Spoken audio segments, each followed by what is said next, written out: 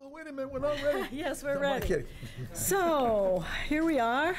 It is No, Tuesday, you're not quite July 24th. Am I ready? No, you're not on live TV yet, so you just wasted all those words. Okay, There we go. now I'm ready. Now we are ready. Welcome, everyone, to the continuation of the Board of Selectmen's meeting in Wenham of July 24th. We previously, earlier in the evening, had an executive session. The meeting has been called to order, and we had our executive session. So we will start tonight with our public input, as always, and this is from anyone in the audience who has any comments on issues or items that are not on the agenda. Boldly come forward. And since, once again, I know everyone in the audience, and I'm pretty sure they're here for things on the agenda. Is that a fair statement? Okay. We're moving along. Announcements. The first one has to do with Wenham Day, and I believe Jack has that announcement. This is my favorite time of the year, Wenham Museum Summer Fair on Saturday, August 25th, 10 a.m. to 4 p.m. Make sure you get there early. And if you want to park, you better get there by 9:30 because all of the streets are going to be crowded with cars. There is a rain date of Sunday, August 26th, hopefully. So it's free admission to both the fair and the museum. We have lots of exhibits. Hopefully most of the people have already attended in the past. It's very, very well attended.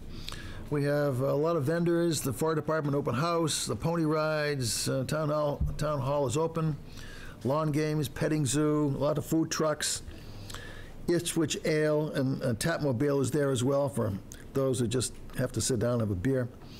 And that it's a fun event, and that I really like going around to all of the tables. It's like a little, what's that fair up there in Ipswich?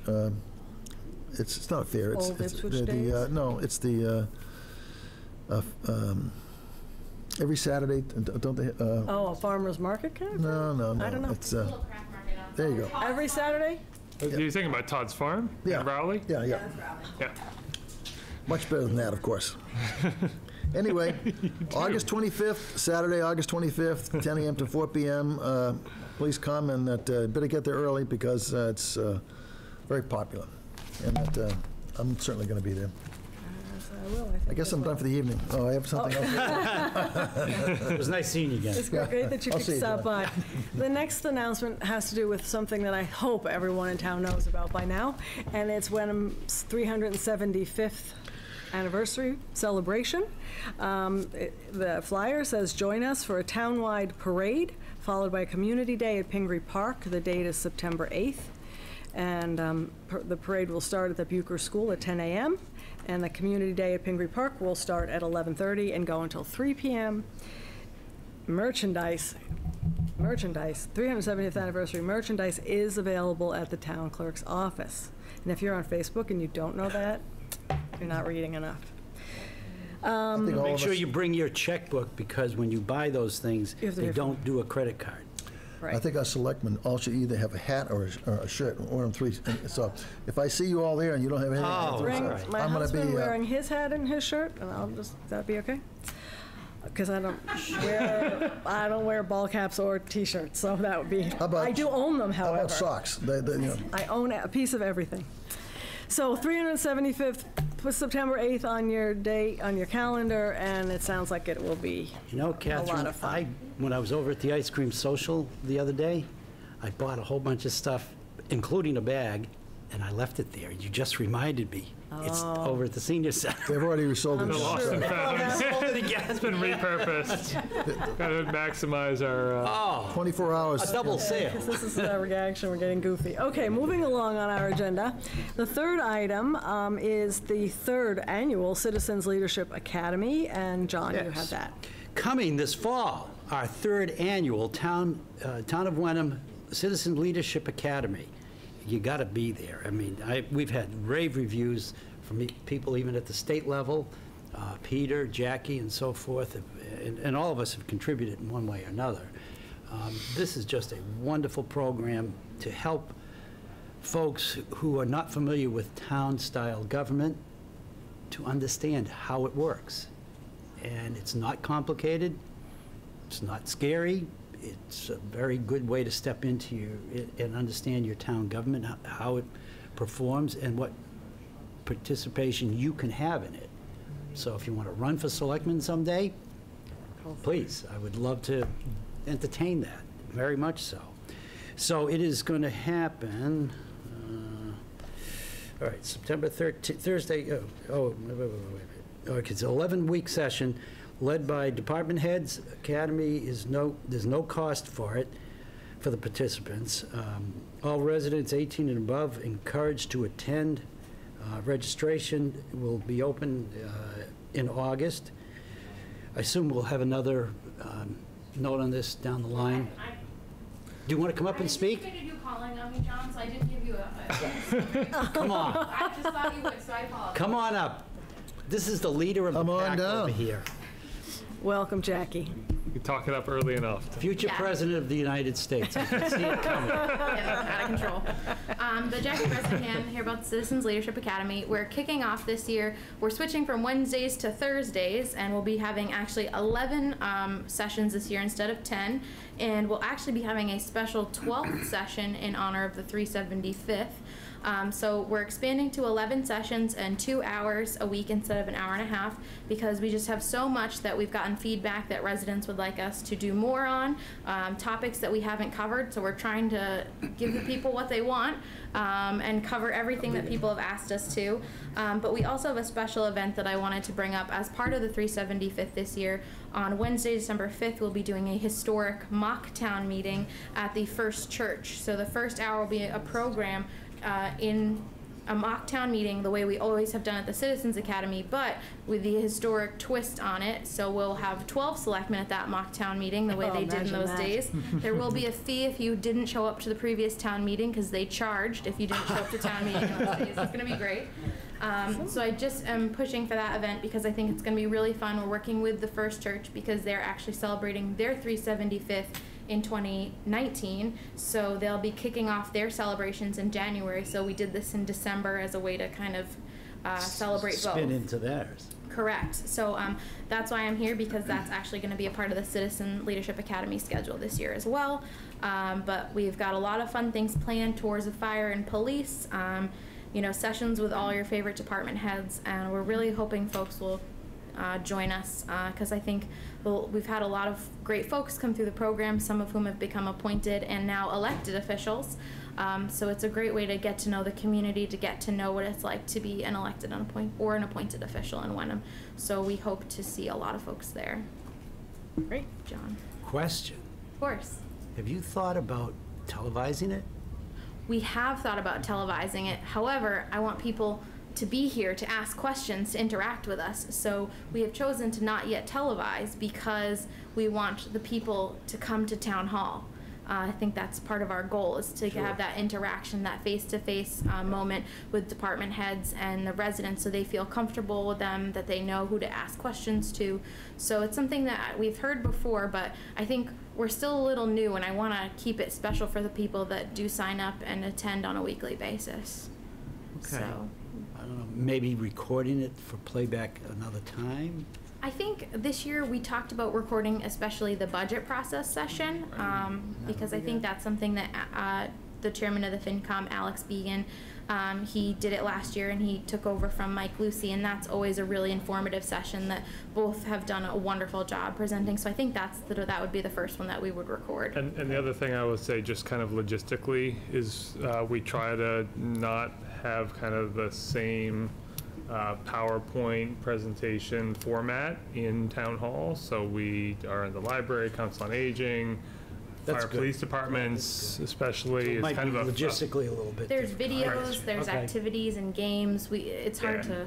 It's a little more interactive than just kind of that prescriptive presentation and kind of format. We actually try not to have too much PowerPoint out of fear, because PowerPoint can be sometimes not thrilling. Now that Enon 1 is coming back, Mm-hmm. maybe we ought to have a practice session on running the fire engine from a century ago. A historic Historic fire session. department. Yeah, they do. I mean, they do musters. So Although not in Newbury anymore. Well, I hope that a lot of people attend. It's been great so far, and I hope you have a really good group of people again this year. yeah. Great to say So we're doing our third annual, because we started as a pilot program and weren't really sure how it was going to go, but it's been really successful, and hope to just continue to build on that.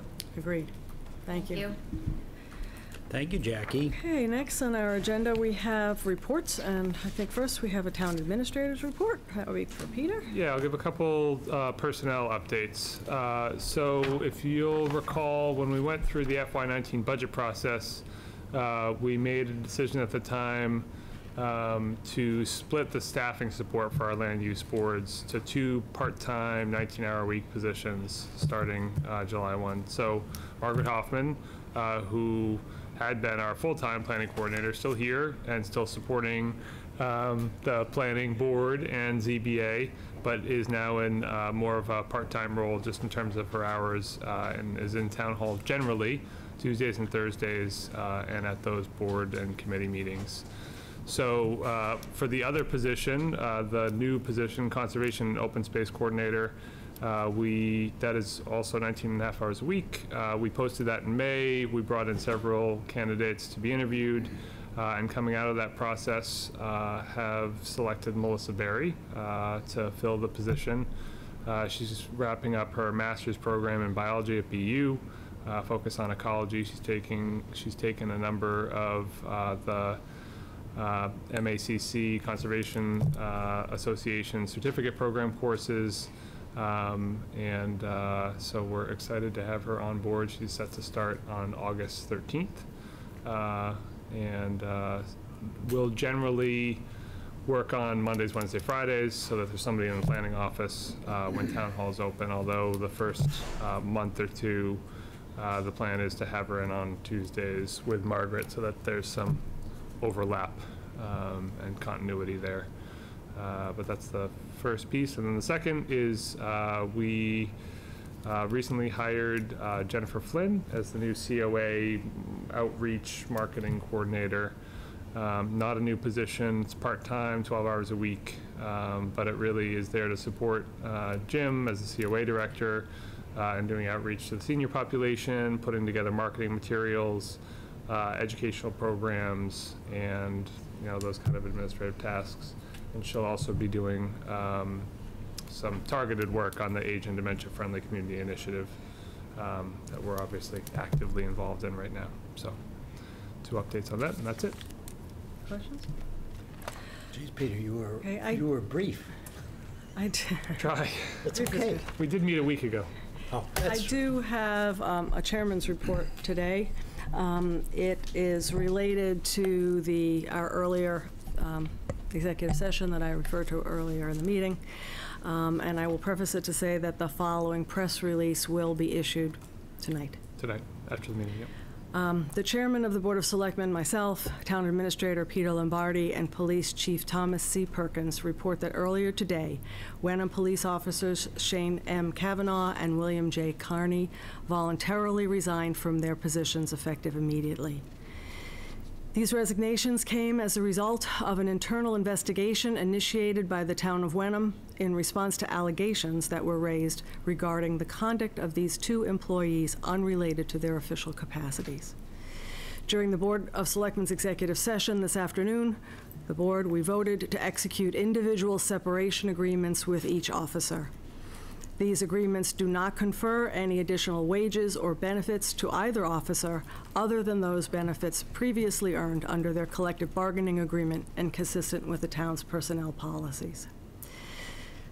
The Board of Selectmen places a high value on the integrity of all of its police officers, and we appreciate the continued leadership of Chief Perkins and the cooperation of the police union in these matters. That's the chairman's report for today. Thank you, Madam Chair. Thank you. Moving on to new business.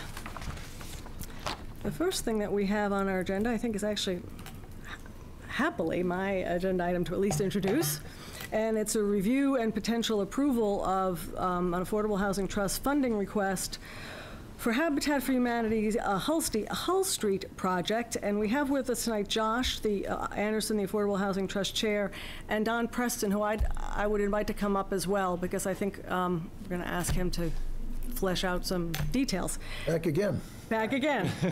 You're a regular. Yeah. Becoming one. To become. So I will turn it to Josh and to Don. So as you recall, we were here a week ago, and we thought that we may get an application and make a recommendation to the Board of Selectmen for funding of the acquisition of 40 Hull Street, which is a derelict house right now by Habitat for Humanity in order to create 2 affordable units. And all that happened. So I wanted to have Don Preston from Habitat for Humanity present what he'd like to do so you can get it directly and not, there's no telephone game by me explaining what Don would say. So, and then I'll come back at the end and sort of make a formal recommendation. Thank you. Thank you for coming again, Don. Okay, so Habitat for Humanity North Shore is looking to develop on 40 Hull Street 2 units, a 2-bedroom and a 1-bedroom. We will be taking down the existing structure and replacing it with a structure. I think this is an elevation showing you what this house would look like. So it would have 2 bedrooms, 1 bedroom, be all on the first floor, would all be fully accessible so that somebody could age in place. This unit will be fully handicap ready. And if the family coming in needs, I can give you this. Sure. If you'd like to take a look at it. Thank you. That's the existing house. We'll be moving the house to the right on that property. We'll be filing for a friendly 40B, and this is because zoning in Wenham does not allow 2 units on 1 lot. So we'll be filing what's called a friendly 40B with the support of the town, and that will allow us to do the 2 units on 1 lot. Question, did you say you would be moving the existing Yeah, I heard that. building? We're going I to, thought No. that was being, torn down, removed. Yeah. Yeah. The new construction would be built. removed, not moved. No, remove. Removed. Destroy. Okay, I Removed. misunderstood. It'll be gone. But you did say that the structure would be moved, but what you meant was the new structure that would be built would be set back further than It'll the be, it'll actually existing be within the structure. setbacks, and Which actually makes it more zoning compliant? yes, it'll actually meet all the setbacks. Okay. The site is capable of holding 3 bedrooms right now based on the septic system. Habitat Banner. serves families in the 40 to 60% income range, the median as established by HUD. And just to give you an example, for a family of 4, that would be roughly $40,000 to $65,000. So they need to income qualify. We will be advertising locally and throughout the region for applicants. Along with that, the town will and has requested a local preference, which means one of these units would go to somebody that lives, works, or goes to school in Wenham. And that's what's permitted under the rules. We will be operating under DHCD, Department of Housing and Community Development guidelines, which will dictate how the marketing plan goes, how the lottery that we run goes, and sort of all those guidelines to make sure that we have an income-qualified family moving into that house. There will be a deed restriction on this house, which will preserve it as an affordable unit in perpetuity, which limits the amount that the family can sell the house for within that income range. Actually, within it, it can go up to 80% on the resale, but it still would limit the price. We'll be selling these units for $145,000. That'll be at 0% interest. In our policy, the families have to put in 400 hours of sweat equity, which means they help build their own house. Oh, so the decision of who will be going in comes before the construction? Before the construction. Okay. Right. We want them on board. That is basically their down payment, is that investment in time that they put into the house. And we also find it builds pride in ownership, and basically, if you've ever built your own house, you know what that's like, but if you haven't, they're going to know everything about their house, a lot more than most of us know about our structures. Our homes are energy efficient. They meet Energy Star standards.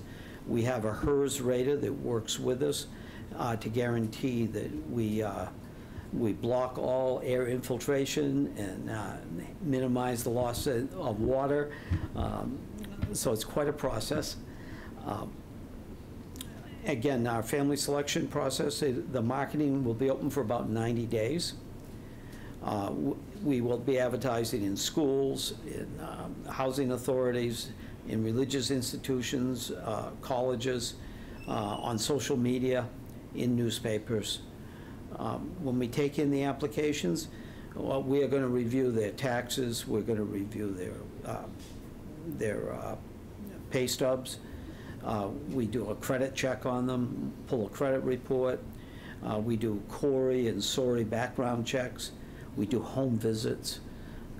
We're looking for a partner that's going to be a partner with us for 30 years in paying that mortgage. So it's in our interest that we get a family that appreciates what they're getting and also is willing to partner with us in the building of the home. When does that 90-day window begin?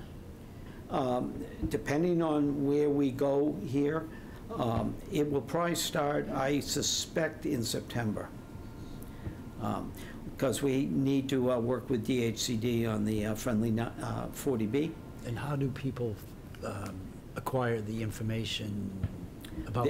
There'll be applications applying? Available here at, Town Hall? with Margaret, Oh, okay. town clerk. Okay. And also they'll be available through us, and they're available online at our website, Habitat for Humanity -northshore.com. And you can download it, but don't do it now because we're not taking applications. Right. So when the process opens, we'll take them. And what we encourage people is don't disqualify yourself. Let us do that. Make your application, and if you don't qualify, we'll tell you. But I don't like people disqualifying themselves before they apply. This is a great opportunity for somebody, and this is a unique opportunity at this point for a single person to apply. We do not usually do that. So this will be a unique opportunity. You said the selling price is $145,000 for each? At this point, it'll probably be a little less for the single. Oh, okay, so 145 would be the high side. Yes. The other one might be something, okay. Yep. Other questions for Doug? And I also have if you'd like to look through, this is a portfolio of homes we've built, and it would just show you. John, could I ask a question just for the benefit of the Board of Selectmen?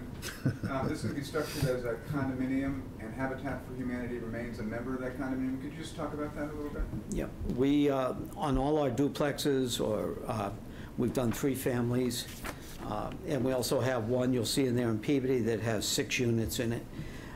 In all those, we have a condominium,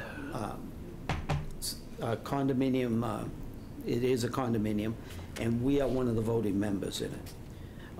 We host the meetings, and basically what we're looking for is the condo association to have a reserve fund for the maintenance of the exterior of the building.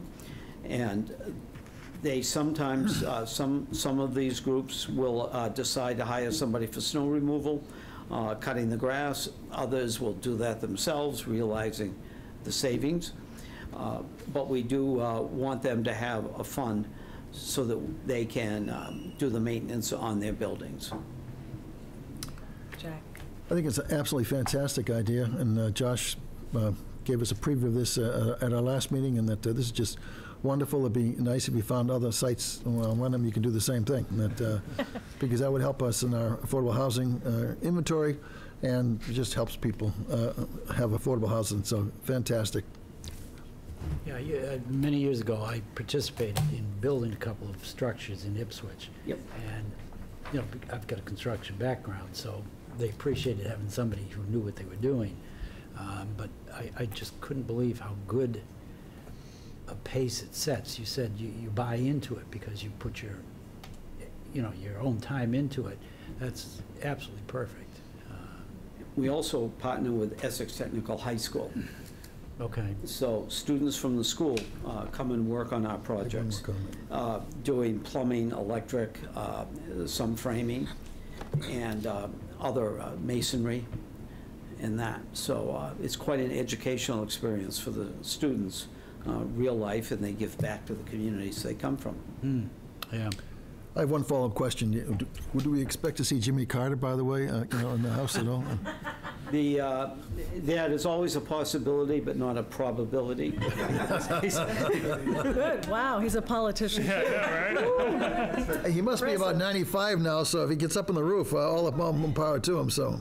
Well, he leads a build every year in some part of the country or the world, in which habitats, we operate in over 70 countries, so teams will come from every country to build. So it's usually when you have like 60 structures going up, and they will all compete in that week.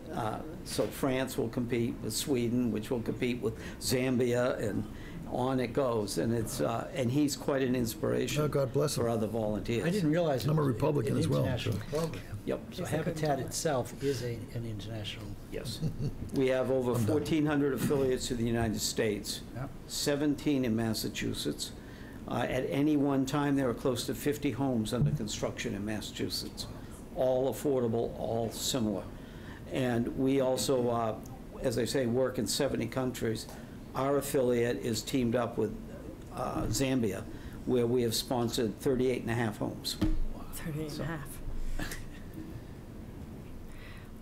And I, as the representative of the Board of Selectmen on the trust, and I'll turn it over to you, I would have to say, as your representative, I wholly support this, this project, and what we're being asked for at this point are acquisition funds in particular, is the grant that we're being asked for, but just put my plug in now. Can I just ask one Yeah, quick yeah, yeah. question?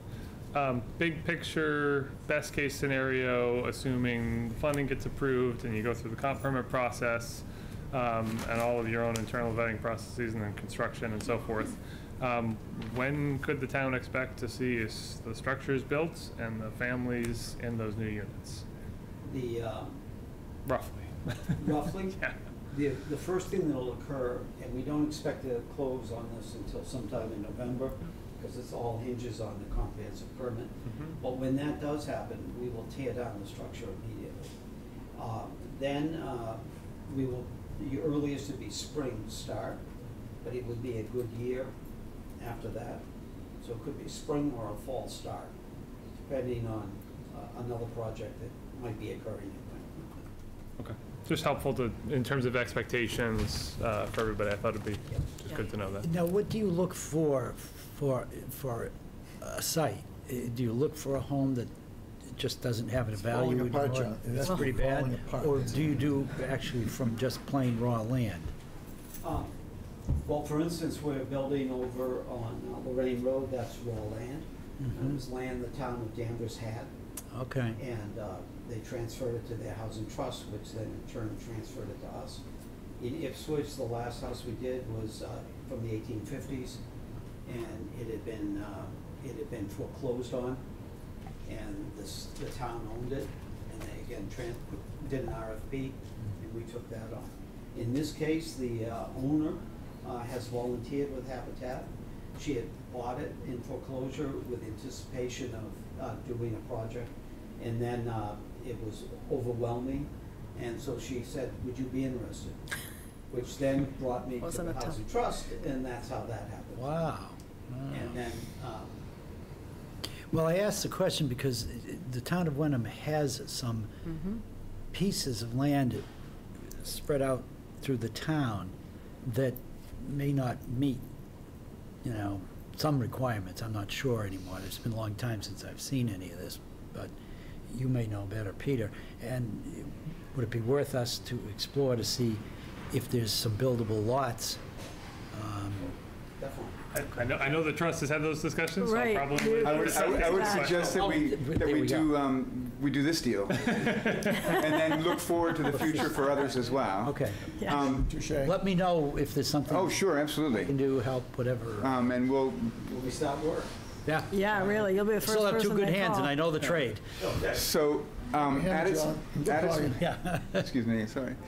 So at its meeting last Wednesday, the trust voted unanimously to recommend to the Board of Selectmen that we provide funding of $230,000 to acquire the property, subject to most everything that Don mentioned, to make sure that they're going to stay affordable in perpetuity, to make sure that the Habitat for Humanity is going to be involved. We didn't want to get into negotiating the agreement to the T, because that's for the lawyers to do, but we have, so we have a, I think we have a basic motion ready to go. We do. We do, which I'll make. So to, one. I think it's to grant $230,000 to Habitat for Humanity of the North Shore for the sole purpose of purchasing the property located at 40 Hall Road, Wenham, subject to the parties entering into mutually acceptable Very good, Kathy. agreement setting forth grant. So with the exception of the fact that it's Hull Street, I will, as other groups say, I will entertain a motion, as Josh has just said. Does anyone like to say Second. so moved? I'll second. So moved? I'm all set. Seconded? Further discussion? If not, all in favor? Aye. Congratulations. Great. Yeah, exciting. Thank you, gentlemen. Thank you, Don. Thank you, Josh. I think it's fair to say that the trust and we will be hearing more about this, maybe more than we wish. But there's a lot of details, obviously, that need to be worked out. And keep us up to date. Yeah, that's a great. Rest idea, assured Kath. that the trust is very, We look forward to November when we have a signing party. right. Signing party, November. Okay, All that's right. great. Next. I also think Don rather likes Wenham, and he will be looking for other opportunities. And to your point earlier, John, not to belabor it, but if in the Affordable Housing Trust Action Plan that we've just completed and we got a short presentation on, there actually is an action item to assess town-owned properties for their suitability for affordable housing. So Good. we'll be looking at that. The next thing on Some things our- I don't give up on. Right, That's no, one of it's them, a- because this has been going on for a long Yeah, time. yeah, and These folks just do a terrific job. John is as every one of insatiable, us. it appears to me, in terms of, he seems to have a lot of capacity for wanting to work with the town on these kinds of things. And I guess I'd be remiss to not mention that their model aligns very closely with what the Affordable Housing Trust learned from the community, of what the community wanted to see as affordable housing in Wenham. So it's kind of a great thing. Okay, the next thing we have under new business is the potential, oh gosh, do I even have to say these words? The potential installation of a cell tower at the Iron Rail property. And I think said that I we never have- give up on things. That's one thing I gave up on until And- all of a sudden this came up on our agenda. Right. And I said, what's So we going have on here? We have a presentation. This gentleman must have something to do with it, he just went to the podium. Yep, so I'd like to invite Jim Romano and Don? Dawn Madden up to the podium to explain to us all about cell towers and the possibility of one being placed on the Iron Rail property. Briefly. My name's Don Madden, and I'm with Blue Sky Towers. And some time ago, the way it started, Margaret Hoffman reached out to the company and said, you had an overlay district of a wireless overlay district, I think they call it, and said, how would we go about building a tower? Just conversation. And I said, well, first to do is call us. And to date, we've done an inventory of town-owned properties. Boy, that's the theme tonight. Yeah, I was going to say. Property. 2 in a row. Everybody's, and we assessed what we thought from a coverage, technology perspective, and a zoning perspective. What we get these things done in neighborhoods or not, and so what properties might be suitable for coverage and what is really zonable. I mean, you don't look to put these things in people's front yards, okay? East and west of the town have gaps in coverage, and we found the Iron Rail property, town-owned or town-related property, public property at some level, not in a neighborhood. That would be a suitable site for a tower. Coverage from, I'm going to say, Midtown and, just Midtown West. There's still a gap, Midtown East. Well, it said, I think it was about a 5-mile radius? Okay, no. No? A typical tower, the radius that it covers is 2 miles. 2 miles. You get a little more, you get a little higher, you get some stronger, but I don't think we're talking about a skyscraper here. I don't think you're talking about typical tower, say 150, 170 feet tall, maybe a little smaller, maybe a little higher, depending on what you people want, okay? Something that works. Problem on the other end of town, it's not just the neighborhoods, it's a combination of conservation land and an airport. Airports don't like towers. Whether they have blinkings or not, they don't want towers. So you have more of a challenge over there, which you may, and this wasn't part of our conversation, but you may be able to get around it with different technologies, but it's not going to be a simple fix. It'll probably, West Wenham, that's, all three of us happen to live over there, and it is bad. And I live on a hill. yeah, It's not like I'm hiding in some valley. right. There's not much there. No. And there's the problem that you're looking at down the way is not your cell phone, not your iPad, not your kid's iPad, cell phone, other thing. All the cars are going to be online. Oh, good I point. mean, of course they are. And what happens then when there's no coverage? So there's all kinds of Like Route 97 by demand Harriet says. built into this thing, and I certainly don't have the answer. It's all a tech. I don't know the technology. Actually, someone- It's but it's substantial. What the demand is going to be, the reliance on the technology is going to be substantial. So we've had some conversations regarding a tower, and essentially, it was siting and what kind of coverage would you expect? The short answer, west part of town, 2-mile radius, maybe a little more because it's flattish towards the south, but that's really what we came up with. Mr. Madden, what is your role here, then? If you're not technology-based, are you marketing? Right. Well, I'm a project manager, development manager. For, Blue Sky, we're a tower company. We own towers. We rent space to, think of it as a commercial real estate transaction, an apartment building. We own the building. Verizon, Sprint, T-Mobile, AT&T rent space on our building, a tower. your tower? A tower. They're our tenants. Okay. Okay, that's typically how it works. I mean, the carriers own some towers, but that's not their business. Their business is the transformation of digital signals from point A to point B. So you specialize in the iron? That's right. Okay.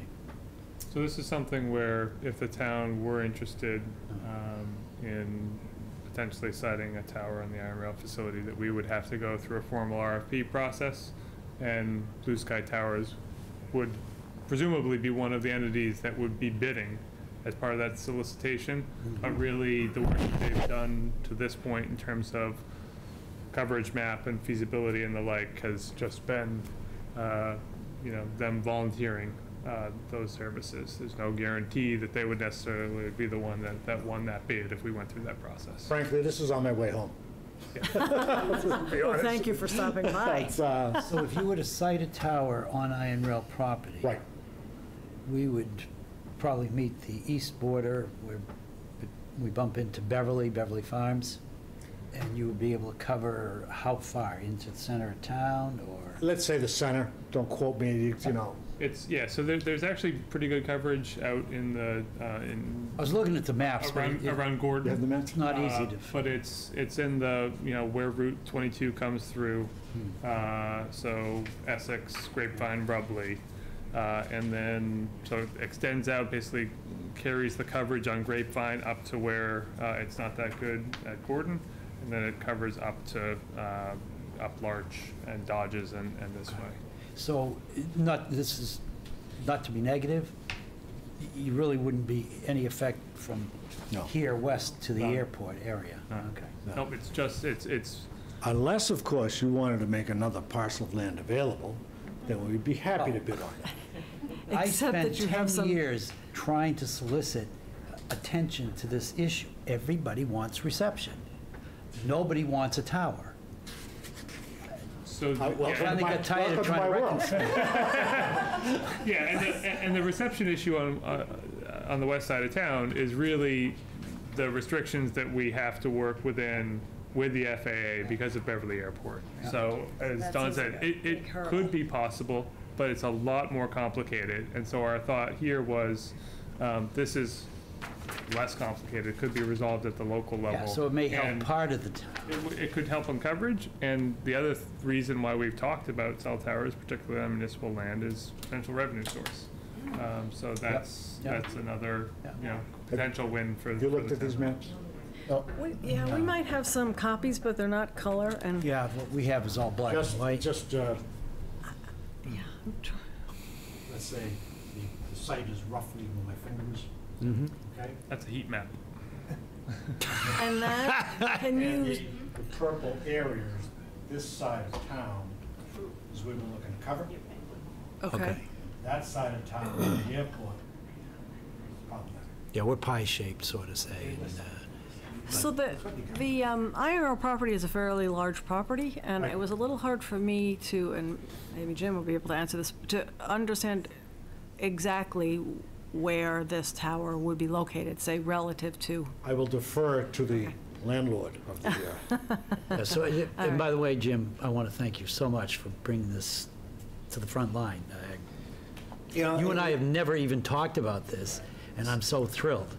Sounds like we should thank It's got Mark, great too. potential. Hopefully, if it goes, through the board and then through town, it can go forward. But Yeah. as far as answering your question, so we did a site walk after Don came. So Don came and presented to the commission. We all listened and peppered him with questions, and then we decided to do a site walk. So we had a site walk, and I think the best place we came up with was behind the Scout Barn. Up, if you continue down the road behind the Scout Barn, it kind of leads to an area, I'd say halfway to the cemetery, and it's up on a hill, and I think it would be ideal. I think There's it a would be pit, right. an old gravel Yep. pit, and then there's a Exactly. rise. Okay. It's So up on the kind of hill a at the backside of the. exactly. Yeah, Yep. okay. That's where we thought would be the best place for it. It's up high, yet I think it's sort of in the center of the property. So I think the view of it is going to be minimal to anybody outside the Of course, property. Dr. Barnard might come from the grave and Well, visit you. there's that possibility. Yeah, I mean, so for the site, it's one of the highest points on the entire property. There's already access to it because of the road. Right, it has access, and it also there wouldn't be issues with wetlands, because obviously a lot of the Right. iron rail property, there's setback issues there. Right. So that was, and the fact that it's there would be a good amount of screening just with the tree cover that's already up there. What type of dimension of land do you look at? okay, ideally, now, a lot of this is gonna come from you, Frank, in that. Well, you need a RFP. certain base to put a tower up. Right. We would ask for 100 by 100 compound. Reason for that is people up on the tower, the antennas, signal goes down to computers that are all resident on the compound. And what you want is some ability to expand. For example, you have FirstNet going in now, which is the Homeland Security system. They may choose to be on that tower. May not, I really don't know. But you have players that will, from time to time, emerge. Broadcast station could. no idea that that will happen. I don't know which carriers will go up there. Carriers are merging, so it's sort of a moving target. You want some space, because you don't want to come back and say, please give me 10 more feet. I mean, we don't want to have that conversation. You want to get it right the first time. That's, yes. But there is an adequate, I mean, that was the conversation we had with Don initially, that 100 by 100 foot square, and there's sufficient space in the location that we looked at to accommodate that. Not to drag this on, because I know my counterparts don't want to Oh, listen I'm to this happy all to. night long, but, Right. well, maybe you do. No, I don't know. know. I'm fascinated by it because, like I said, I spent 10 years trying to solicit support, and it was unsuccessful to the point where I finally Sure. gave up on something. There's not much in the world I gave up on, but this was it. What happens is oftentimes Can you- demand comes back. Well, is there something that can be thought about, it doesn't have to be resolved here and now, to help West Wenham out? That's a technology issue. 20 years from now. And right now, these antennas actually have a limited capacity, a certain amount of traffic. Right. And they also require a certain amount of traffic in order to be financially viable. You're in a semi-rural area. I don't immediately know that the smaller units that are being put up in cities on light poles and things like that is a viable solution because it's just not enough traffic. Right. Oh, I see, That in to the justify the past. expense. That's right. And maintenance and so forth. I And get we you. have gotten some inquiries from firms that use that kind of microtechnology, expressing some level of interest, but they kind of come and go fleetingly. It's, and yeah. I think it's a lot based on the demand. Okay. And Is there anything in the tower of the church already, or Oh, has that yeah. been investigated? There is? There was. They there rebuilt the isn't whole cur- tower. And Yeah? Yeah, there isn't currently. is not There's currently? nothing- There's a plan for Verizon. Verizon should be coming in. But- They actually are before the historic district Oh. on Thursday night. Yep. But there's no one currently in the tower. So there was, but the Verizon was coming, I so the thought other that was all carriers left. taken care of. but- Well, it was approved, went through the approval process. Huh. There aren't any holdups on our end. It's really a Verizon issue. They've changed their plan a little. Correct. Their capital plan is always evolving, as Don knows. It's unbelievable. So we're small in It's a more moving than target. one way, but not just geographically, we're small in air traffic or cell Different traffic. kind of air traffic. So one question or concern that I have, I completely support the idea of a cell tower, and I completely support the idea of one on town-owned land, because the revenue would be nice. Sure. The iron rail is maybe I'm wrong, but I think, the largest piece of town-owned, has the largest area of buildable town-owned land in town. And we have very specific uses for it right now. You know, we've got a building with tenants, we've got the DPW, we have fields. But in the future, maybe 20-year future, if there's another need for a municipal piece of land, I wouldn't want to cite something permanent there that was smack in the middle of it that would restrict any other development.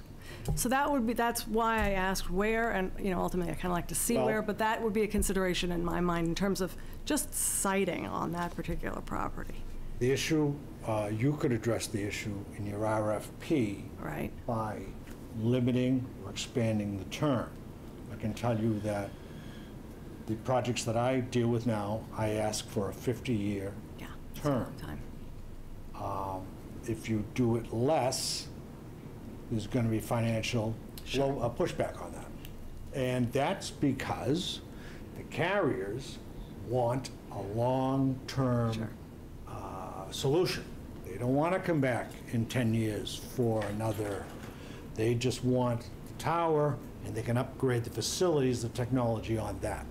That's the, So how much then flexibility is there in the actual specific location, from your point of well, view? from my point of view, anywhere in the parcel is pretty much good. Okay. Yeah, But- see, And No, this is, yeah. the point I would make, Catherine, is that where they're looking at is all wetland down there. Behind it. It's and all around it. wetland. Yeah, I mean, The high point is not much bigger than this building site. Yeah, I would say the map might not do it justice. It's hard. You go out and do a sidewalk, and you will Yeah. see that I'll be glad to take the you out location to- that we're looking at, really, you Or Jim. couldn't anticipate in 20 years' time the town using that particular corner of the property for anything else. Gets very wet in the I'd spring. be interested to take a walk out there at some Sure, point. it's Sounds like I beautiful. should wear my boots and long pants, and there are probably ticks out there. Okay, that's the only, Can't wait to hear your report. I will let you know. So it sounds like the Iron Rail has had some discussions about that and feel fairly positive? Yeah, I mean, obviously it would depend on the feelings of the town. As far as the Iron Rail Commission goes, all our questions were answered, and we found a suitable site. So we think, you know, it's definitely, it's feasible to look at going forward with it, from our standpoint. So I'm going to make the presumption that we would like to spend a little time thinking about this. I know I'd like to go see it. Can't wait to hear your report. I know. But Catherine, I'd be glad to go out. that Anytime, said, just let me we'll know. certainly. I'll pass. It's, I think. There are a lot of I think I'm mosquitoes down hearing there. some reasonable support. So we'll, you know, consider it, take it up at the next viable meeting. I'd be very interested in some, you know, community input, but I think it would be fairly positive because everyone complains about cell service. Right. And it's not in anyone's backyard. I think, because it would be Yeah. revenue for the town and giving people service. And it's remote enough that I don't think the neighbors are going to mind it being there, which is, I think, the best. You know, now that you've said that, I think I hear my phone ringing already. The cemetery is right next Some of door, the so they're neighbors very probably quiet won't. over there. Very quiet. Very quiet. If I could ask both you gentlemen to think about what would the possibilities be of doing something for West Wenham. I think you just Again, asked we don't him, need to John. solve it now. Yeah, you couldn't, I'll be frank. You can't, it's a, tried to that's hit a that, John, a minute ago. You technology didn't get the issue, hint. and it depends on these carriers build-out programs that are I'm back on the track. Sorry. proprietary information. If I knew where they wanted them, boy, Yeah. Okay. And we, Done. and I too have asked about, many times, about the smaller pole. But my understanding on those is they are required to be on town-owned land, municipal buildings. Or on utility, and that would go through the utilities. So it Verizon and gets to be National very, Grid. very complicated. Right. I think we have to wish for stronger 5G. receivers and senders that can use the existing towers that just extend further to West Wenham. Okay, great. More questions? Any more questions for the Last gentleman? point. Yeah. I've been in touch with Peter over the last couple of months, several months. We've been going back and forth pretty well. If you have questions, Yeah. they're gonna come up. Yeah. They Yeah. always do.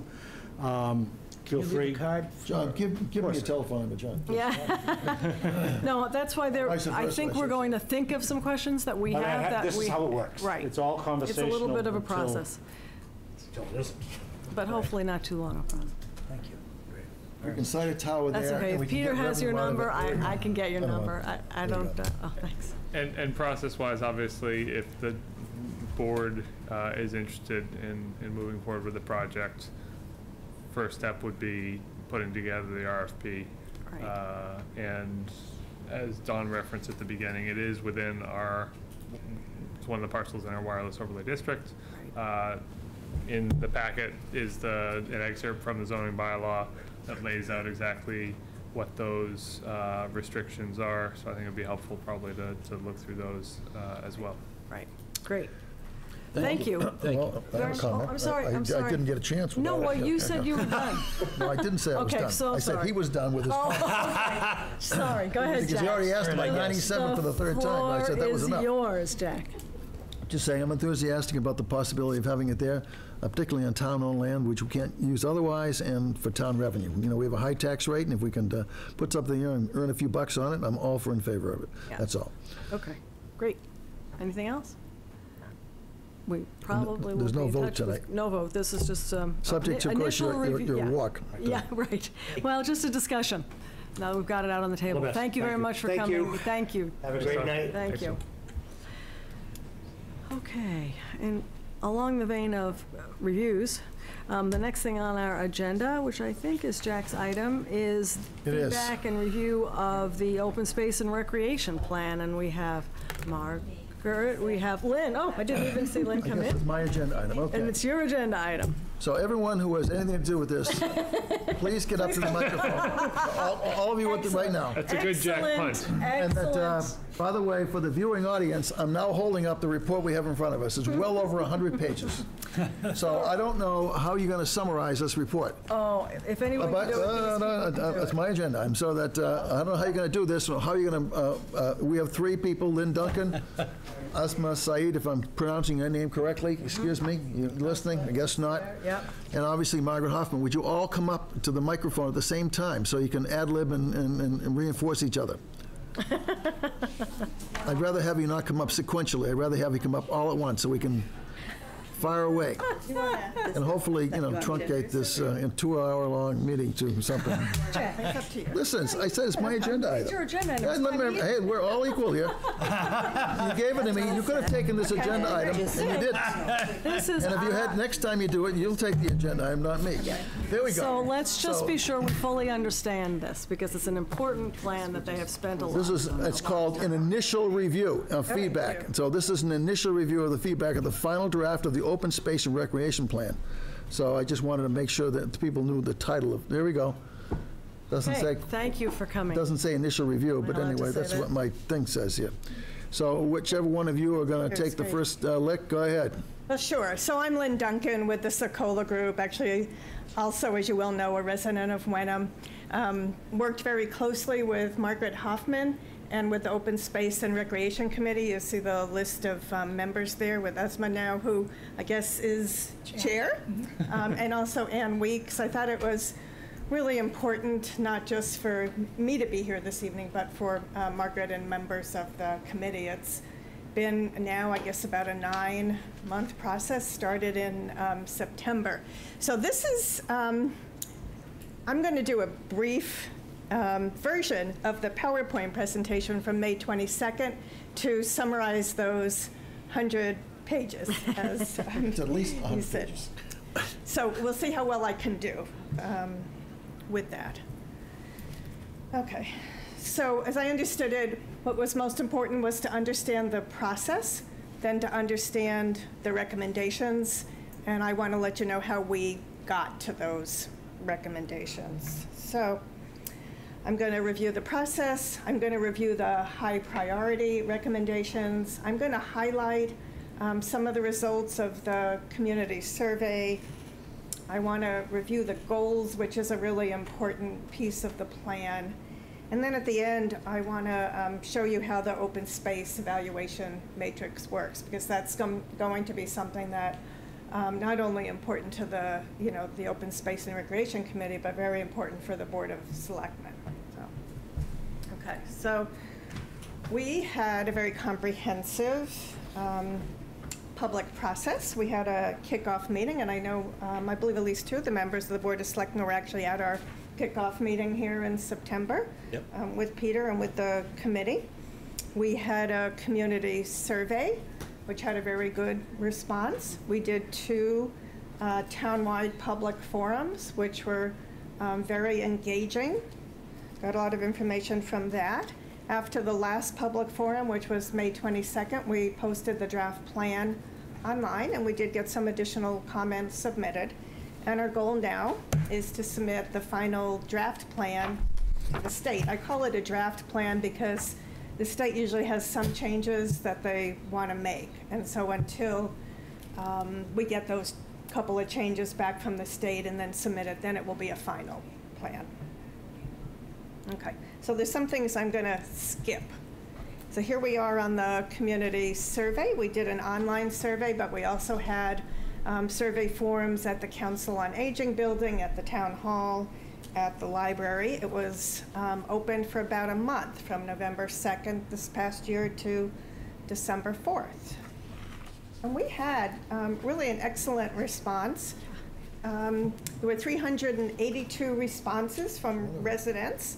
Depending on how you look at it, that actually represents 26% of households. If for a moment we made the assumption that one person in each household, as in my household, honestly, responded to the survey. We didn't submit two, we just did one. But that's great. But it also is 14% of registered voters. So Right. That's a great number. That's a great response. Less than we get Right. at town meetings. So I have a few slides just to highlight some of the key slides or key results.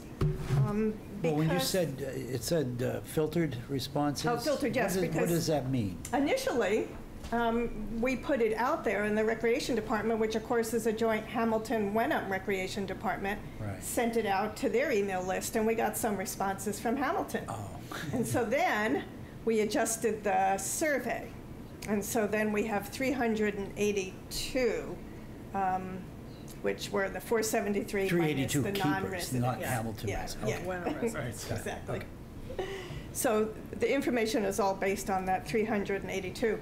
Although we did test one question to see if the responses were different, if we included all 473 or all 382, and they were actually very consistent, so. Okay. A little bit hard to read, but the green bar on the top are high priority.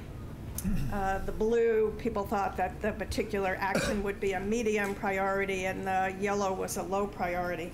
So we asked the question, what should Wenham's open space priorities be for the next 7 years? So the first one is preserve open space. It's a little bit hard to read, for passive recreation and aesthetics. That got over 60%, 65%. The next, protect high-value wildlife and plant habitat, 59%. And then the other one that's over 50% on this slide is maintain the town's rural character. So over half the residents identified those three priorities as high for the next 7 years, which is the life of the plan. And then there were additional questions. On this one, you can see that protect the town's drinking water supply, 85% felt that was a high priority. So by far, what we heard from the survey was that was the highest priority relating to open space.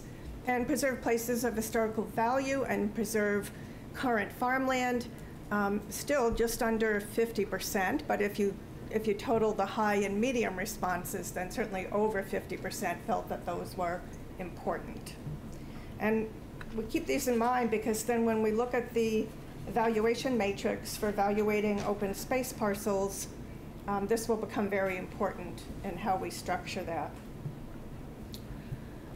I just want to note this, because this is very interesting. When we asked what town actions would you support to achieve some of the goals, over 85%, 86% strongly supported the use of Community Preservation Act funds, but over half also supported the creation of some type of bond to move quickly to purchase high priority projects. And we did note, which you can read on there in parentheses, that this would likely represent a tax increase. So there was support in terms of the survey responses.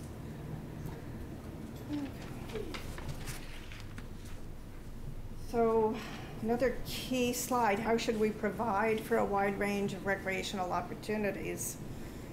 Over 50% identified publishing more information about existing trails, and then 2, building more pedestrian cycling paths and sidewalks to increase connectivity to existing open space and recreational areas.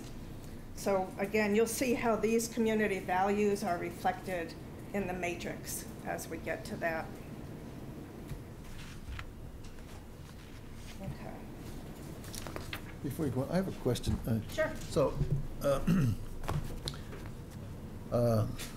were the residents also asked one way or the other, how much of a tax increase would you tolerate for any of these high priority items? Because every one of these, open space, whatever the cause, whatever the usage, it's obviously people are extremely in favor of that. But how much of if the CPC can't afford the money or they don't have the money, how much of a tax increase if the town went out and whether we borrow the money or not, it would be in the tax. We have a very high tax rate, so I'm curious as to whether or not the offset of how much it would cost and that to something hypothetical for $2 or $3 million, were these people given any hypotheticals as to, okay, this is, if we bought, 50 acres or 100 acres, is going to, tax rate go up 50 cents, 75 cents, anything like that? We have no numbers. We had no numbers for a specific project. We had no way to sort of relate that to tax increase. What we did see is that there was some support for a tax increase. The amount of tax increase, I hear your point. If we said your tax increase was $1, everybody would be for it. If we said it was $1 million, I don't think they'd be for it for $1 either, but anyway, maybe 25 cents. But we're already close to $19, and that a dollar per house, a dollar tax increase is substantial for each.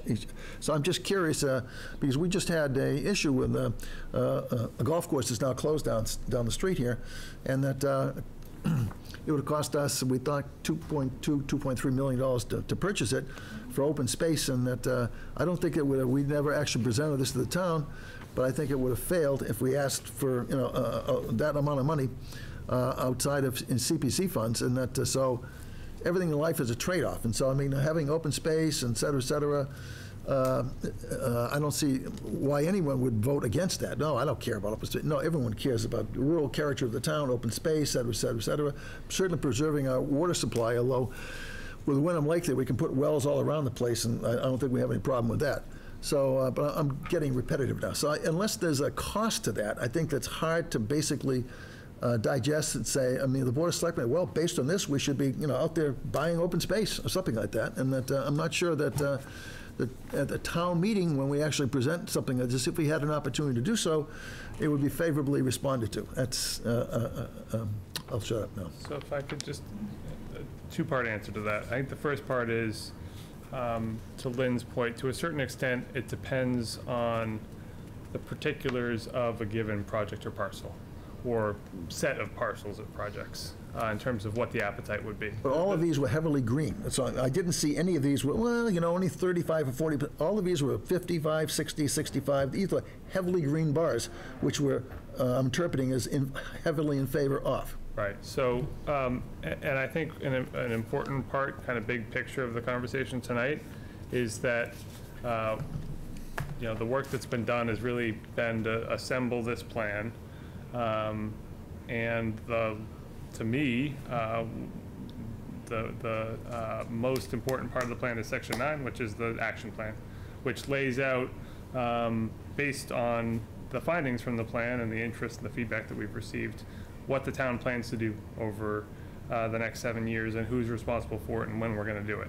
And in year one, FY19, of the action plan, under the first goal, one of the action items is to consider establishing a reliable funding source and mechanism, such as a bonding program, to fund the acquisition of Chapter 61 and other parcels when there's a need to act in a timely manner, and suggest meeting with representatives from Ipswich.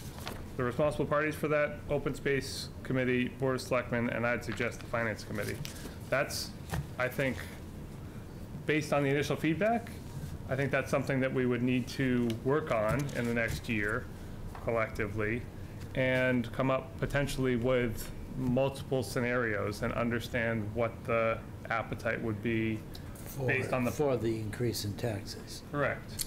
So I have a suggestion for you, and that we can have a straw vote, for example, at the next town meeting, and say, okay, if we had a parcel of land undefined, but, call it 50 acres, 100 acres, whatever, it's vacant land right now, we want to preserve it for open space or whatever else that we want to do that, and the town has to borrow the money, let's assume the CPC funds are not available, and that it would cost so much on the tax rate, and that the average medium household would have to pay so much money.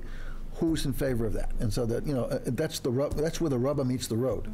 And I think, I don't know if you were thinking about that, but I would encourage, because, you can dream on, but, that if people aren't willing to spend the money.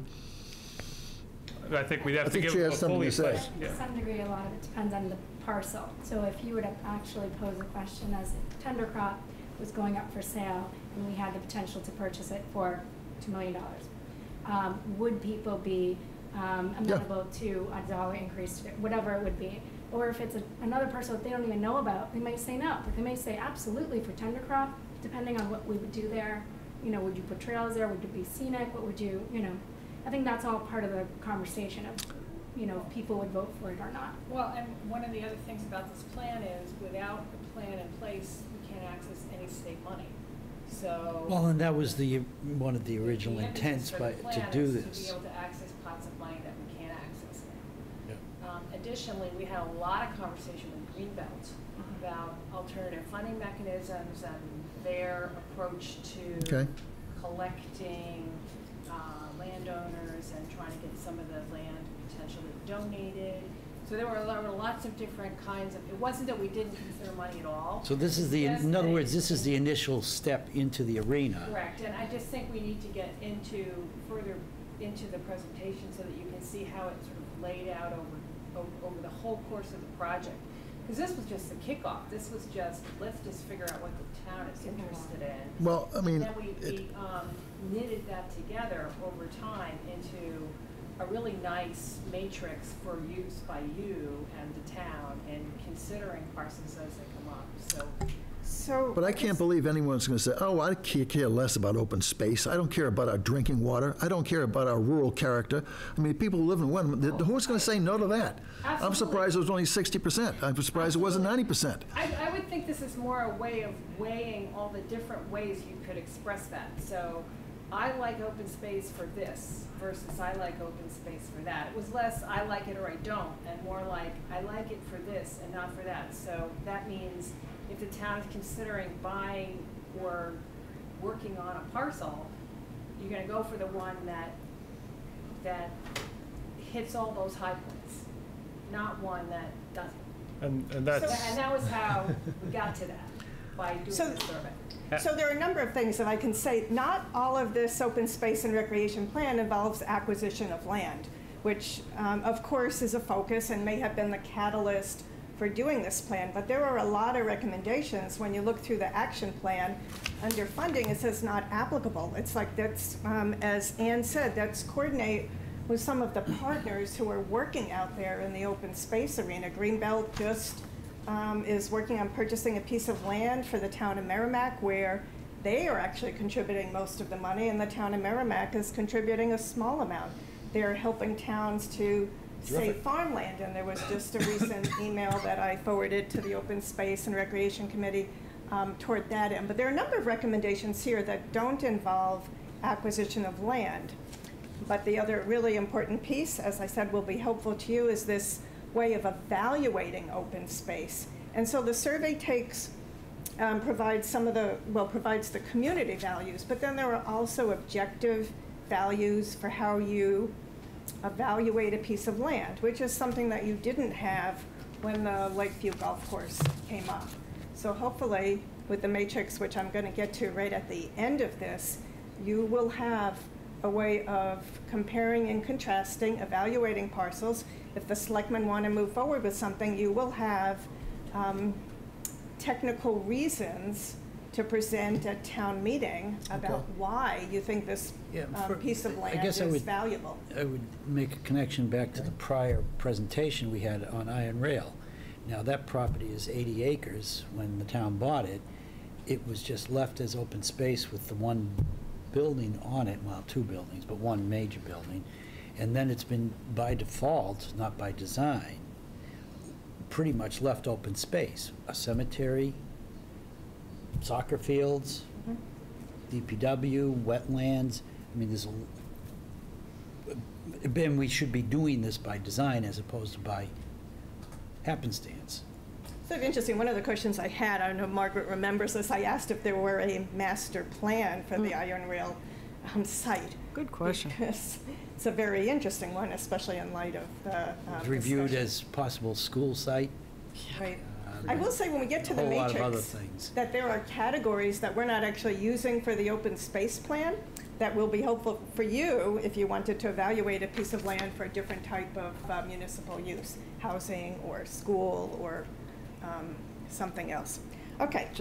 Not So- to belabor that, but I think the only conclusion that I would make from this particular question is that people are not only interested in open space if it is free, that they are willing to spend some amount of money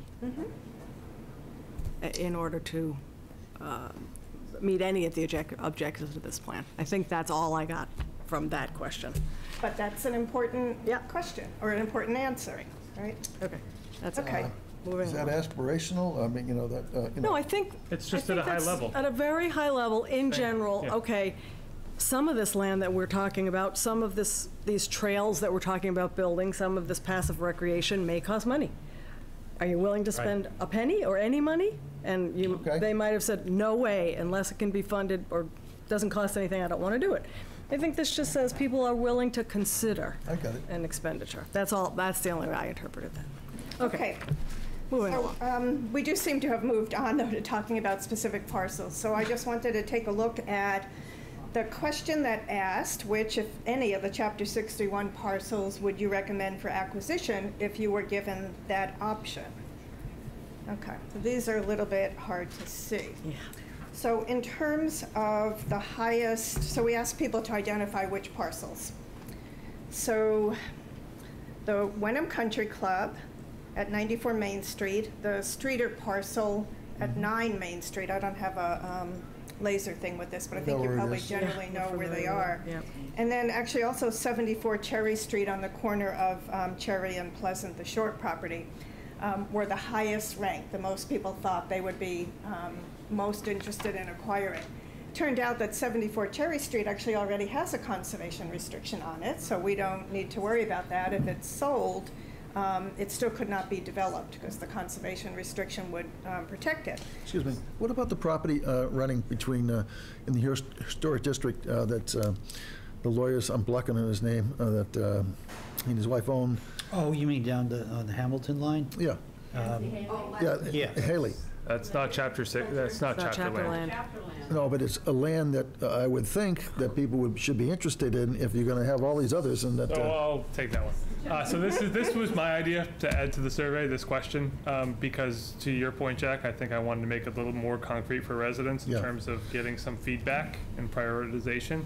But we really felt like identifying parcels that were privately owned, that weren't chapter land, wouldn't really be fair to those property owners, asking those questions to In a our survey. residents in a survey. Yeah. So the feedback, so we basically kept it to chapter 61 properties, Okay. and that's why the ones, these were. But if Thank it you, was for thank you. sale, I think a lot of people in town would at least be interested in finding out what, you know, that if you're going to, I can't think of, it's a, right on the road there, right? You know, it's a bucolic, you pass it by, there's horses out there chewing on the grass, you know, that. And also too, Jack, that's why the golf course property was so attractive to so many people when we had that meeting, and everybody showed up, 100 people showed This up. is even more, though. This is right in Wenham, this is in the historic district of Hamilton, historic district of Wenham.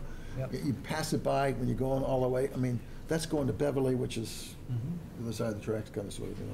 I know. Anyway. So the difference, of course, between a privately owned parcel and Chapter 61 is that because these property owners have been getting a reduction in taxes based upon the current use, the town has the right of first refusal to purchase the property. Whereas for a privately owned, you would just be in the marketplace along with other people Well, who we're are still in the interested. marketplace for chapter land too. So the chapter land, that just gives us the right to pay for it at market price. Correct. Similar to the Haley property I just talked about. This is in private land, and he puts it up for bid, et cetera, et cetera. So the amount of money would be the same regardless if it was chapter land or not. Right? Would you agree? Right, but we just wouldn't have the right of first refusal. We wouldn't have the right of first refusal, but we could certainly bid on it if we wanted the property enough. That's right, but other people could bid higher. The town would have the Well, ability to... that's the market price, and that's, you know. But for Chapter 61, that would be limited as to the, you know, sort of assessed Assessed value. or determined market We all value. know the process well. We just went through it. For the, yeah, the golf Okay, course. so the second We group... don't know what it was worth because we were never told what it was worth, right? Okay.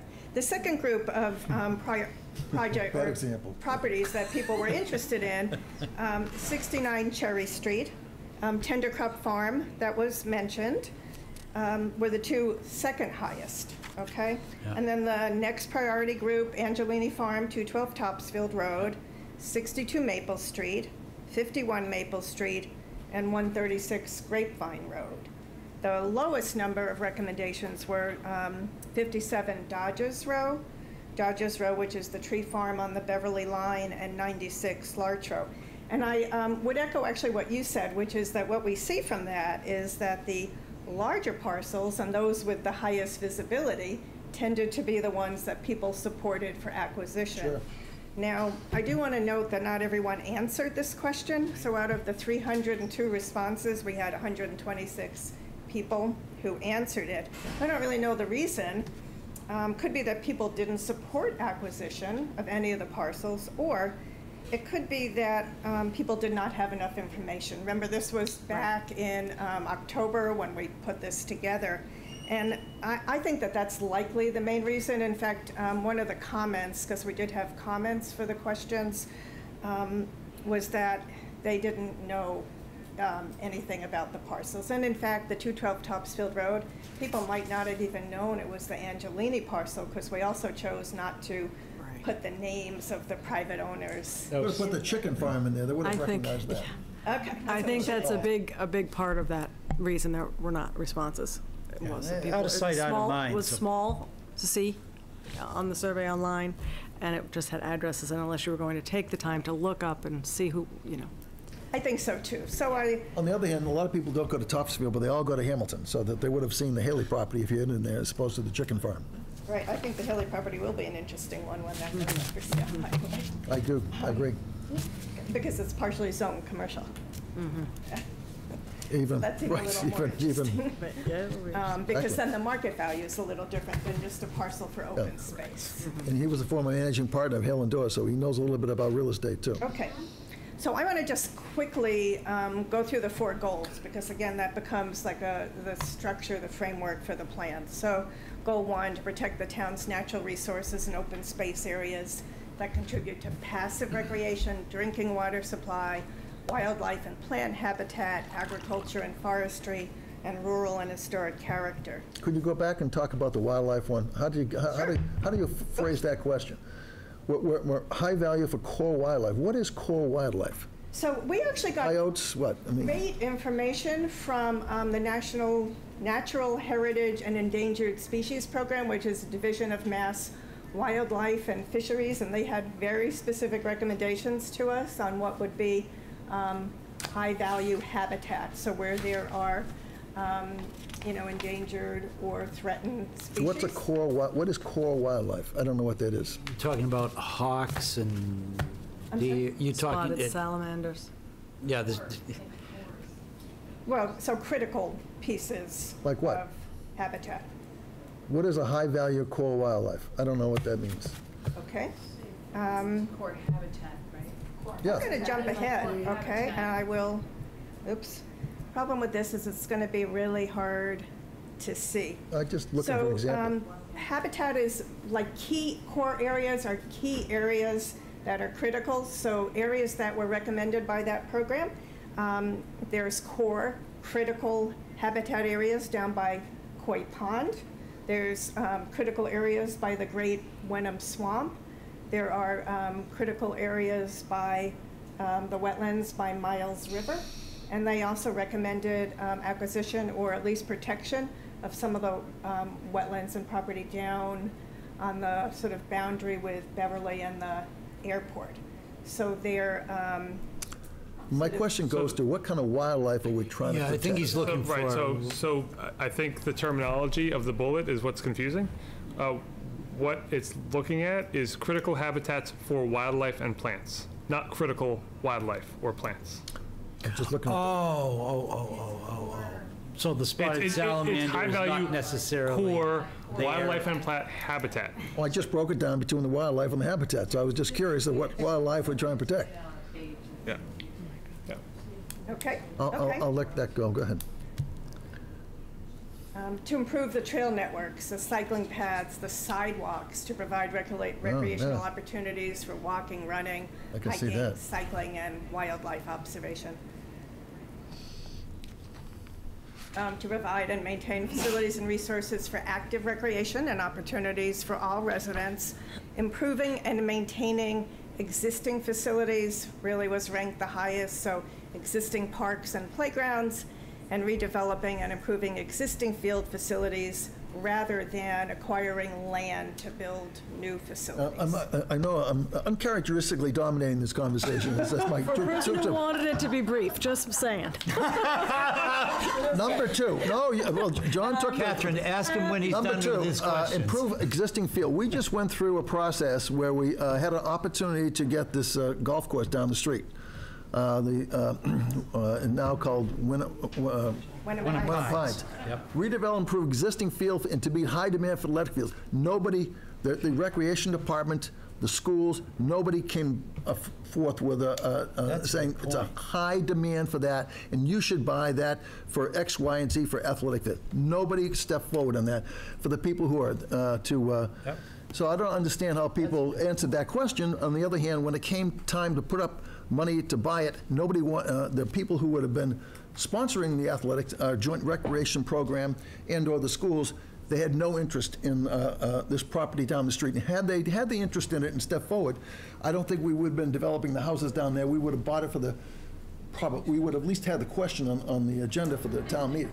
Well, so I think there was one answer to that question, and that was that the Joint Recreation Department at that time and as is now was highly focused on a plan that had been studied, recommended to them, that put all of those facilities at the high school. So they were narrow-minded, narrow-focused, I don't know how you want to call it.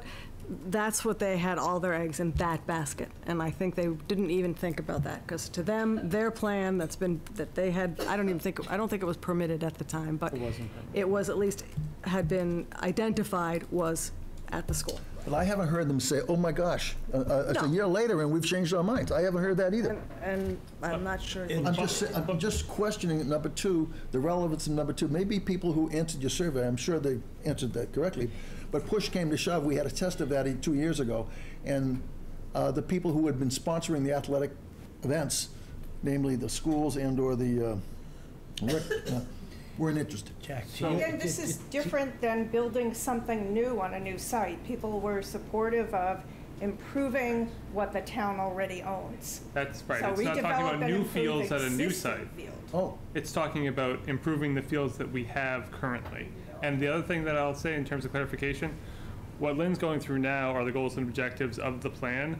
They are informed by feedback from the survey and the input from the community, but they're not entirely based on that. It's based on the work that the committee has done over the past 9-10 months. but we're talking about open space and recreation land. Open space means we would acquire it for a recreational or, Not necessarily. It's looking at our existing facilities and potential new facilities, but this particular bullet point is focused on the facilities we have today. Is that right? Yes. Okay. Okay, go for. To sustain the town's commitment to carrying out this plan. So develop and put in place the necessary administrative structures and policies. And there are action items under all of these goals. There are, actually, we're on objectives, but so under each goal, there's a number of objectives. I am not actually going to walk through all of that, Gosh, but they're in your 100 pages. A lot of questions on that one, I'll Yeah. hold them So Just kidding. I think that Town Administrator Marty mentioned, one or two of the priority projects for the first 2 years. You evaluate all of your Chapter 61 parcels using the newly created evaluation system to determine the acquisition priorities. Develop that right of first refusal policy and procedure, so the town is So you can poised. prioritize them and then put a plan Yes. together accordingly. And increase awareness about the options for protecting open space. One of the other pieces on the survey was a lot of people didn't know about the options. People didn't even really know what the Community Preservation Act is, and they're paying taxes for it. And then again, establishing the reliable funding source, consideration of it, having those discussions with representatives from Ipswich, and I think also Boxford has something similar. And coordinate, I think this is so critical, coordinate with other organizations that are involved with land acquisition and protection, such as Greenbelt. I know that Chris LaPointe had been to meet with the Open Space and Recreation Committee the year earlier. They're very interested in working with the town. And they can bring not only technical skills, but perhaps also some funding or funding strategy. Review existing information on open space resources and trail maps. Now, this is not an acquisition action item to determine any informational gaps. People didn't know. Communicate and disseminate information on open space resources and trail maps. Now, the Essex County Trail Association has maps on their website. A lot of people don't know where to find that. So there's some really low-cost, sort of low-hanging fruit that the town could move forward with, and some of these are the actions to move forward with that first year. There's no acquisition recommended the first year. There's no real funding project, recommended the first year. So just to start coordinating, even, so I went out on a walk with Mass Audubon at the Cedar Pond Wildlife Sanctuary. Oh, did you? And yeah, the trails are not marked. Correct. So some private individuals. It's wild frontier out there. Put blue circles on the trees to mark the trail. And of course, the person from Mass Audubon was horrified. I thought, well, it's clear there was a vacuum because there are people like me who had walked there before and gotten lost because there were no Well, trail let me markers. give you So- a little bit of input. I'm involved with the scouting program. Eagle projects are our mainstay, and we did one Eagle project out there to rebuild a footbridge over a brook, and never could I get permission from the authorities, and I know who they are, to do Mass Audubon? anything further, including clearing trails. I don't understand their philosophy, because, yeah, it's nice to preserve land, but if nobody can get in there because it's so overgrown, I mean, there used to be horses that would go through there, horse riders through there, cross-country skiing. Now you can't even find a place to park, never mind how to get into a trailhead. So there are all these great resources, but the challenge for the town of Wenham is that we don't actually own most of them. So it is a question of coordinating with others and getting them to see these activities as priorities the same way everyone here does. So maybe we need to develop better relationships with a lot of these property managers, owners. Right. I love walking through that in the fall. It's so pretty. It is beautiful out there. And you have to watch out, you don't get Okay. lost too. I never get lost, but you Yeah, easily get lost. Both of my kids grew up going out there all the time. My son So- knows it like the back of his hand. This is maybe the most exciting part. I want to just go over the criteria for evaluating open space parcels and how that works with this matrix that I worked closely. The Sokola group put together sort of a generic matrix, and then working with the Open Space and Recreation Committee, it was really fine-tuned to reflect community values and be questions that were applicable for the town of Wenham. So the purpose, again, is to help the town, the Board of Selectmen, make informed, timely decisions, such as whether to accept or decline the purchase of Chapter 61 land. You can use it for, you could use the evaluation system for the Haley Farm. You could use it for any piece of land to evaluate it. So it's objective criteria. Include the size of the parcel. The larger the parcel, the higher the score for that. How it was ranked in the community survey, because that's a piece of it, and whether it was recommended for acquisition in either a local or state planning document or by a nonprofit or other agency. So I did speak with Greenbelt, and I spoke with the trustees about, what parcels from their perspective in Wenham were worth looking at seriously. Have you ever So- spoken with Audubon? I'm sorry? Have you ever spoken with Audubon? I don't know what they're like or what they do or how they go about it. I just know they exist.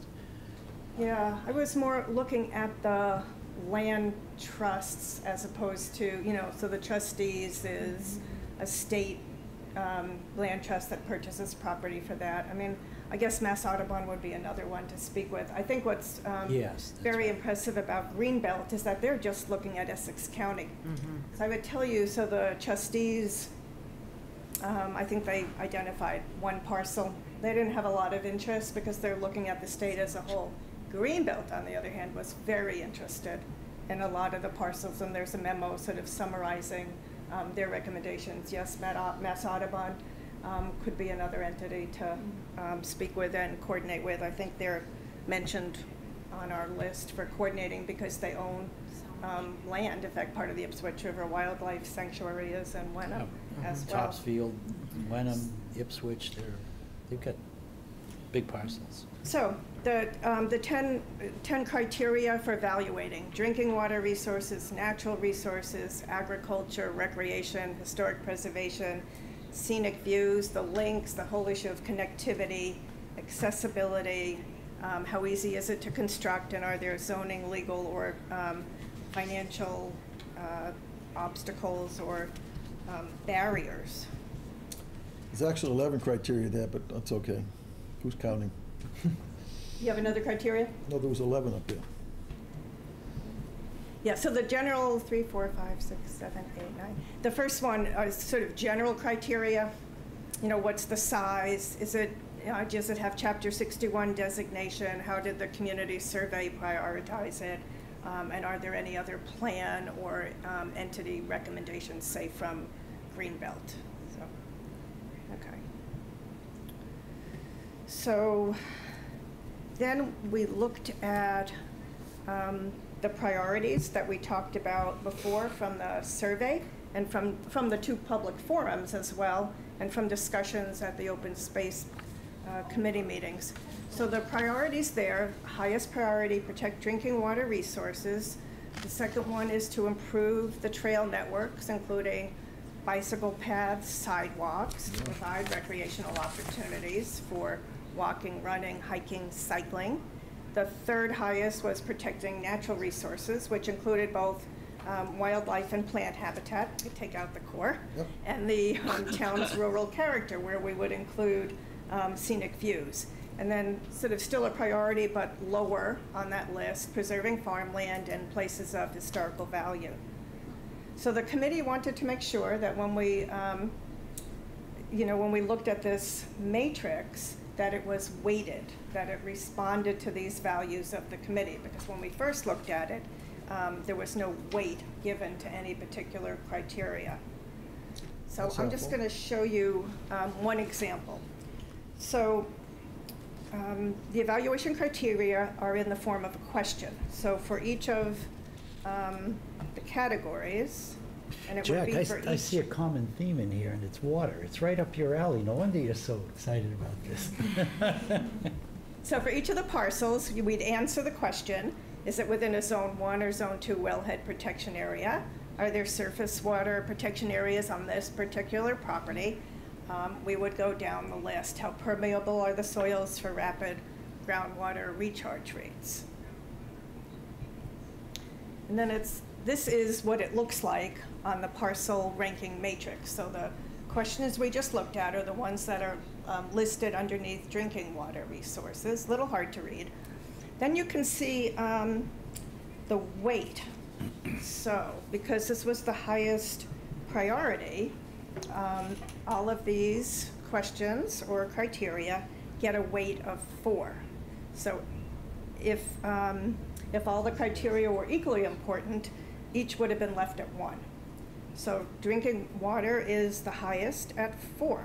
And so every time the parcel gets a yes under this, it gets multiplied by 4, because that's the community value, that's very important.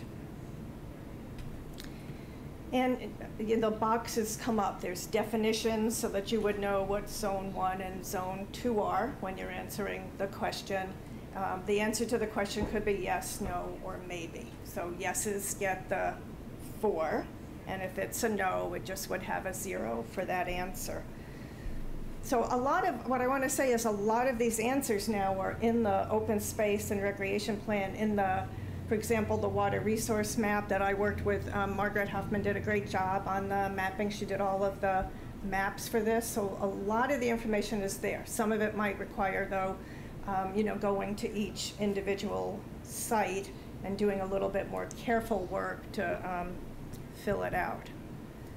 So then another example of links, connectivity, trails is the category. And this was the second highest. So all of these wind up getting weighted with a 3. So we ask these questions: how important is this property as a connection to other protected lands, to existing trails? Does it link to already protected municipal areas, to playgrounds or schools or conservation land? And then whenever it gets a yes answer, it gets multiplied by 3. Could be critically important, very important, important, low importance. And then I mentioned the zoning, legal, and financial. So committee felt that there were other really important issues, such as is acquisition or funding a time-sensitive opportunity that may not exist in the future. May not be your first priority parcel, but that one may not come up for sale for 20 years, and you may have an opportunity to get perhaps your 3rd ranked parcel. Is it facing development pressure, in which case it would be more important to protect today because it will be developed tomorrow? And then are there opportunities to leverage public or private funds, which also could be incentive for acquisition of that parcel? So we're actually at the last part of this again. We need review letters from the Board of Selectmen and from the Planning Board, and then once we've made any changes based on those letters, the Sokola group will put together the final plan with, with photographs, with the maps. That will get submitted to the state, and and also to the Metropolitan Area Planning Council. And if there are any changes, then the Sokola group will make those changes. We'll get you a final plan. It will be submitted to the state, and then you would have your approval. So you're saying at this point, oh, I'm sorry, Jack, go ahead. What are they going to do with it?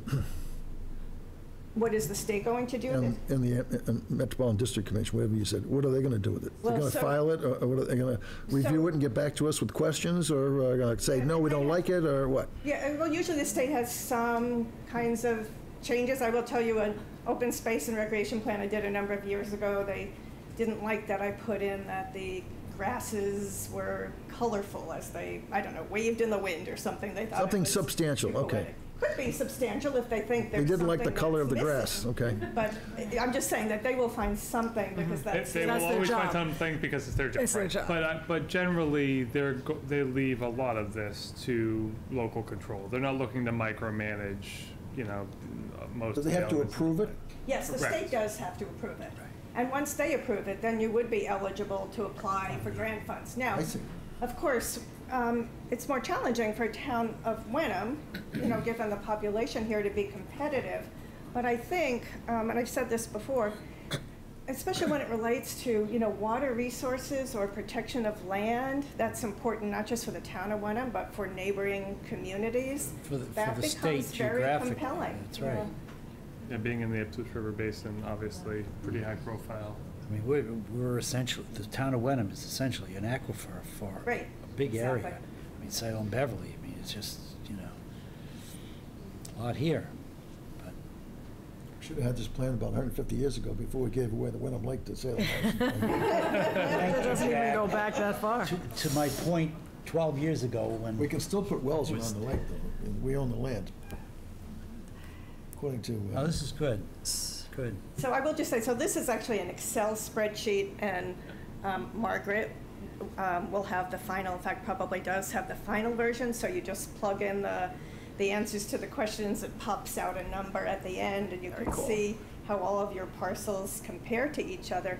If at some point in the future, you decide, gee, it's not so important to do, connectivity, you can lower that weighted value. If the community changed their mind in the future, or you wanted to weight this as important as water resources, you could then make this a 4. So Well, I you think have you're giving flexibility. us the tools in which to work with, and correct me, Peter, but you and I were having a bit of a conversation about this the other day.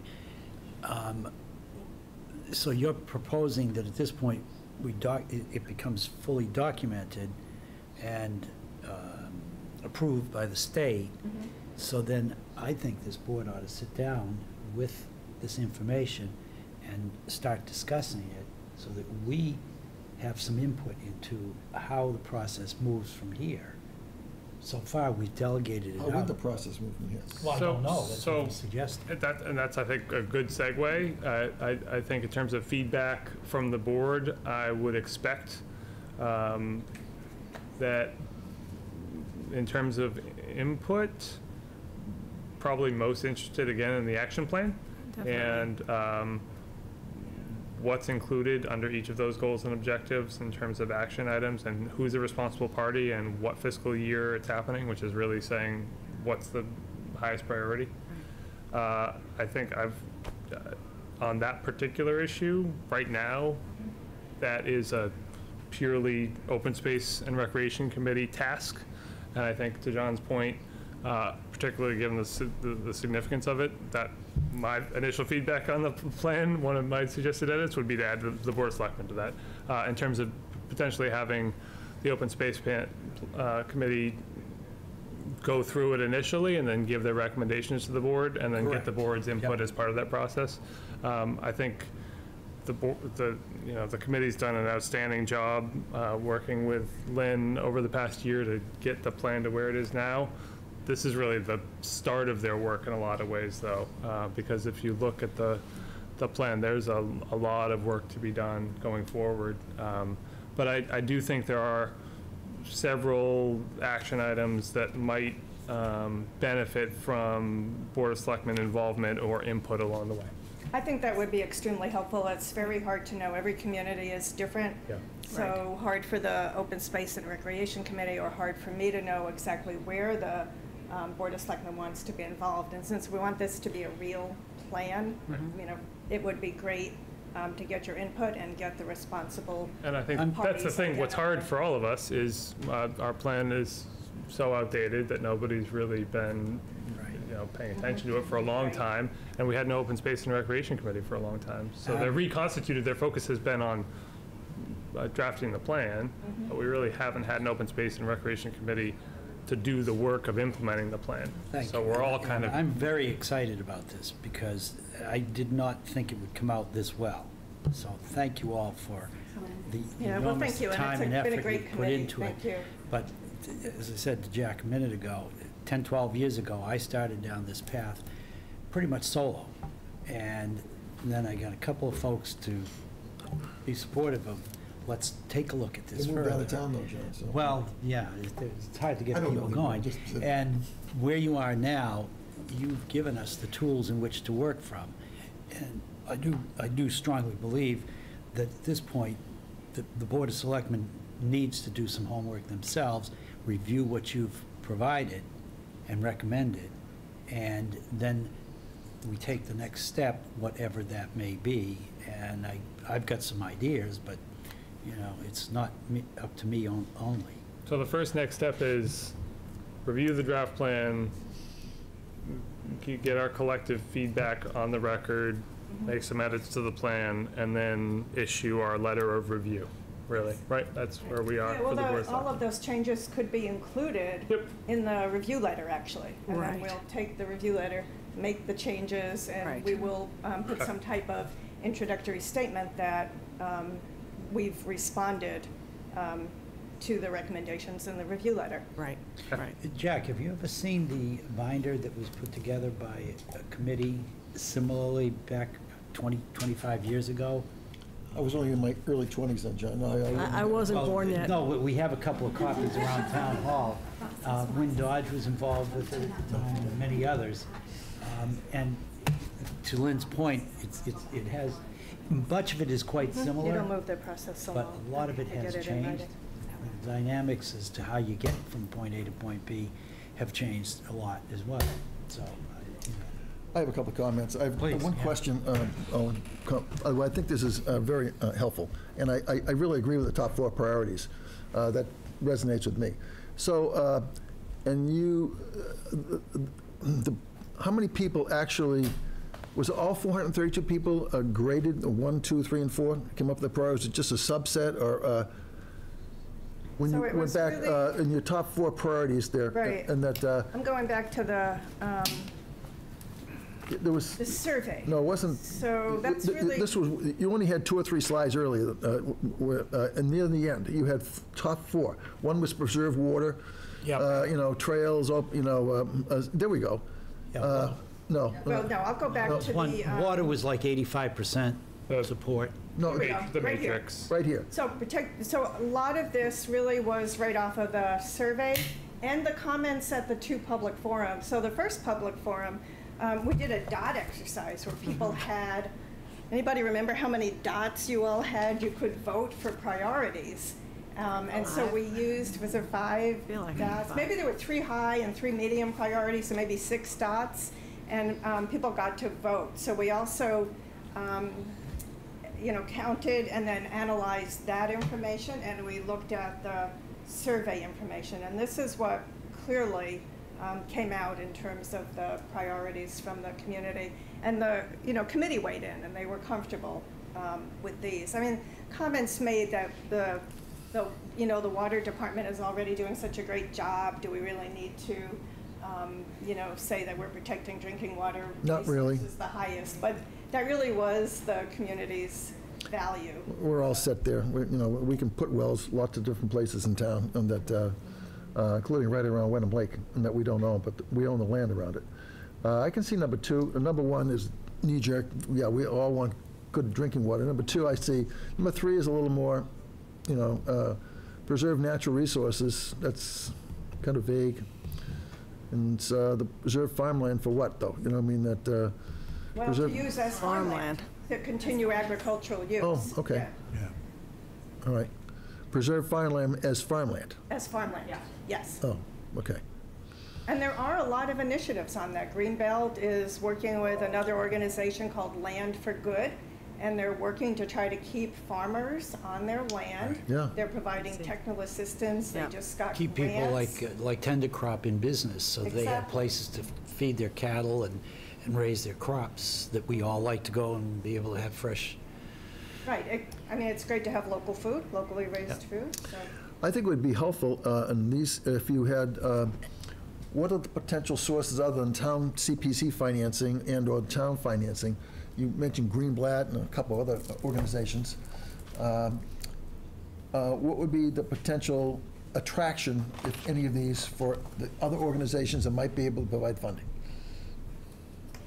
I'm not looking for an answer now. I'm looking for maybe one of the organizations mentioned is really into number 3 as opposed to number 2 and number 4. I don't know. So that I think it's Greenblatt. really more parcel-based. Parcel-based, So the feedback from That's what I'm talking Greenbelt about. is there are several parcels they're interested in. All right, But parcel. From the trustees of reservation, really just one.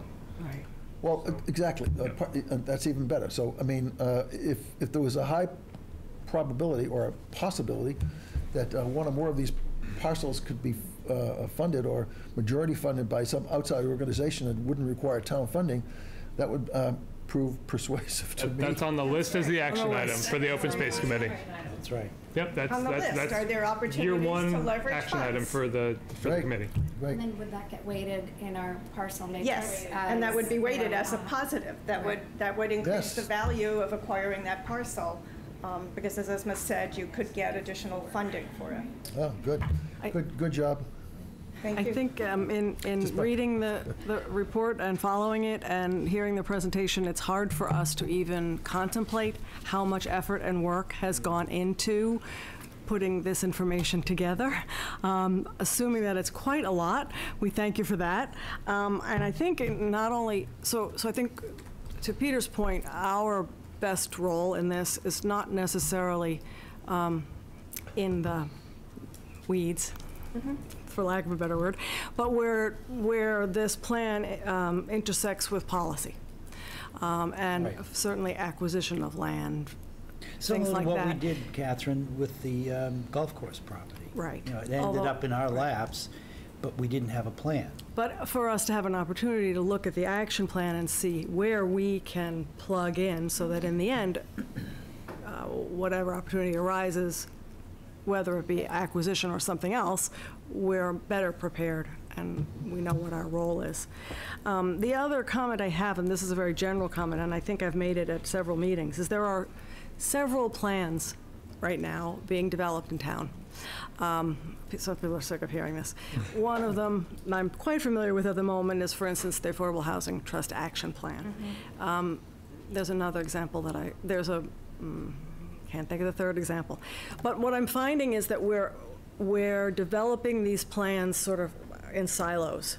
And I see in reading this plan that although it is focused on open space and recreation, the matrix is a very, very powerful tool that can not only help us identify open space needs, but could help us identify needs that people are not necessarily interested in preserving as open space, but would like to see or could fit some criteria for affordable housing. Yes. So it's not something that we can That's why it needs to come to the probably, board, because hopefully that's some of what we bring. and that is part of our, we're sort of the intersection. Good And I'm not sure that it's something that we can do now, but I do think we should be thinking about ways of making sure that other groups that might have an interest in the same type of properties or type of interests intersect, get to talk.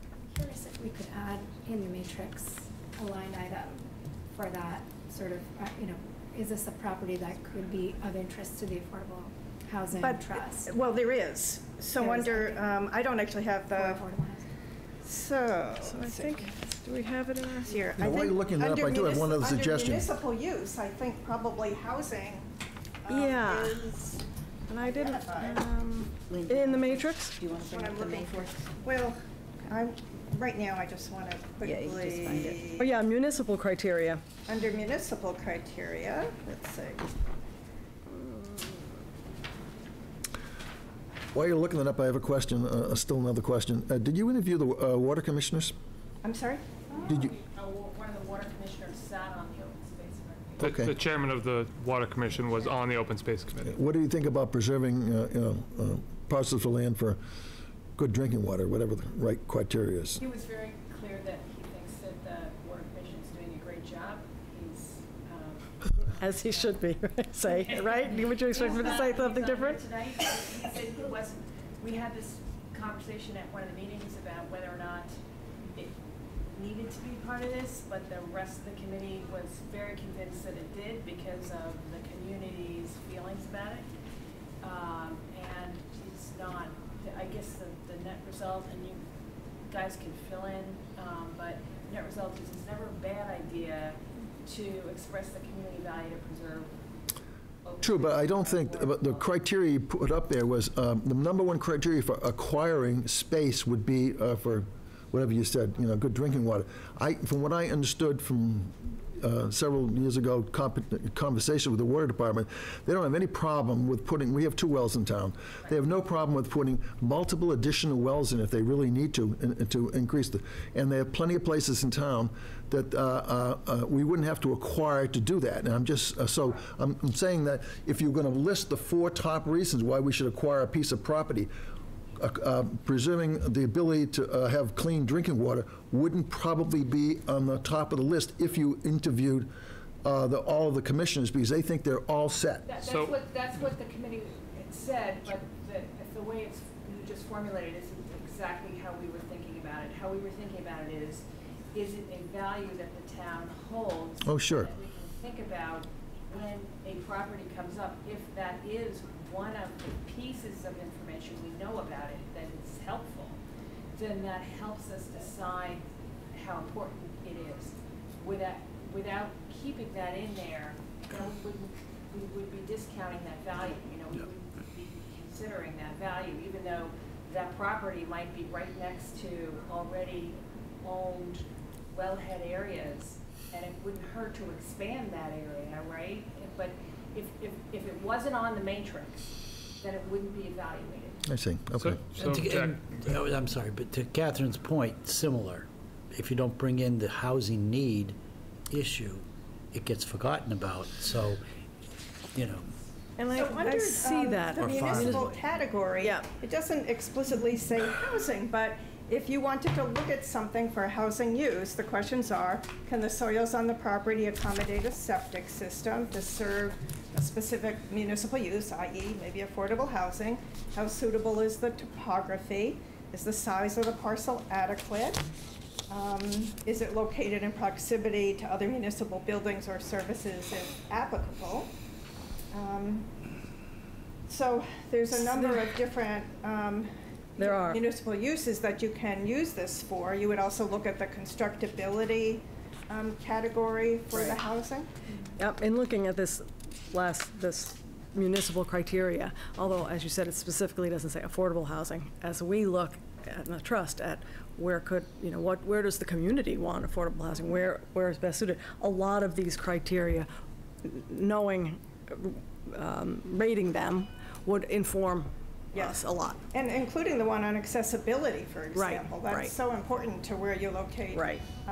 housing in general and affordable housing. So I think then it's just a matter of making sure that all of these groups understand this matrix and know what it is and how it's going to be used, and, that's just my I know Peter was very kumbaya helpful kind of comment. on Margaret and providing information on some other initiatives that are Mm-hmm. getting off the ground now, the municipal preparedness Oh, right. program The one that you can never designation, even, and, no one knows what it means, because it's got such a looking weird at title. climate change, so tried to pull that in Right. to this plan, just to at least recognize that there are other plans that are, occurring at the same time that are actually mutually dependent in certain ways. Right. So I guess to Great. Catherine's point, there's the hazard mitigation plan that's being updated through that municipal vulnerability preparedness program. There's the needs assessment action plan for age and dementia-friendly community. That was the one I was trying to think of. So, yeah, and we've talked about the need that, we've never had a master plan, comprehensive plan, and that's Right. something that realistically, the good news is that all of these other plans that would, go into that master plan are relatively current Right. and updated at this point. Right. So we're in a good place This is to in a do great that. position to not for only strategic complete planning. this, but go the next step. Yeah. Great. Other questions? I think we know what, I think I've exhausted mine. I think we know what we need to do, probably over the next meeting or two. And do you have a timeline that we should know about? Because, we could talk about this probably, but it could probably get bumped 6 meetings, so let's make sure we understand. We would I would simply ask if any of the other members of the committee had anything more to add themselves individually, or you've been rather quiet Well, listening. I think Lynn did a good job in, giving the overview. I don't really have much more to add to this, but we're looking forward to hearing your comments on the action plan. I think that would be, what we would really look for at this Okay. point. So From my timing? perspective, our timetable was to get this submitted to the state in August. So Okay. we would need the review letter That's from next month. you. It It's in is- 2 weeks. Yeah, 2 weeks. Okay. Or less. So you would need a review plan from us. letter from you. I don't know would it be possible to get that at your August, is it 7th? Yeah, so my meeting? suggestion would be if the individual members of the board want to give me your feedback, then I could draft a review letter that would include those suggested revisions, and we could talk about it on the 7th and potentially approve it, and if not, certainly by the 21st. Great. So what would be the contents of the review letter? I mean, like what? I mean, it's So- one paragraph, we review this and we endorse it? Yeah, so the review letter is required by the state. What does the review letter say? It says we've read it, we support Just the an elements of the plan, endorsement. or we suggest, various changes based on our collective feedback. Okay. I might say, yeah, you support this, you think it's been a great job, the committee did a great job. Why don't you write It's it a- for us? Just give us a draft. Wait, No, The let's,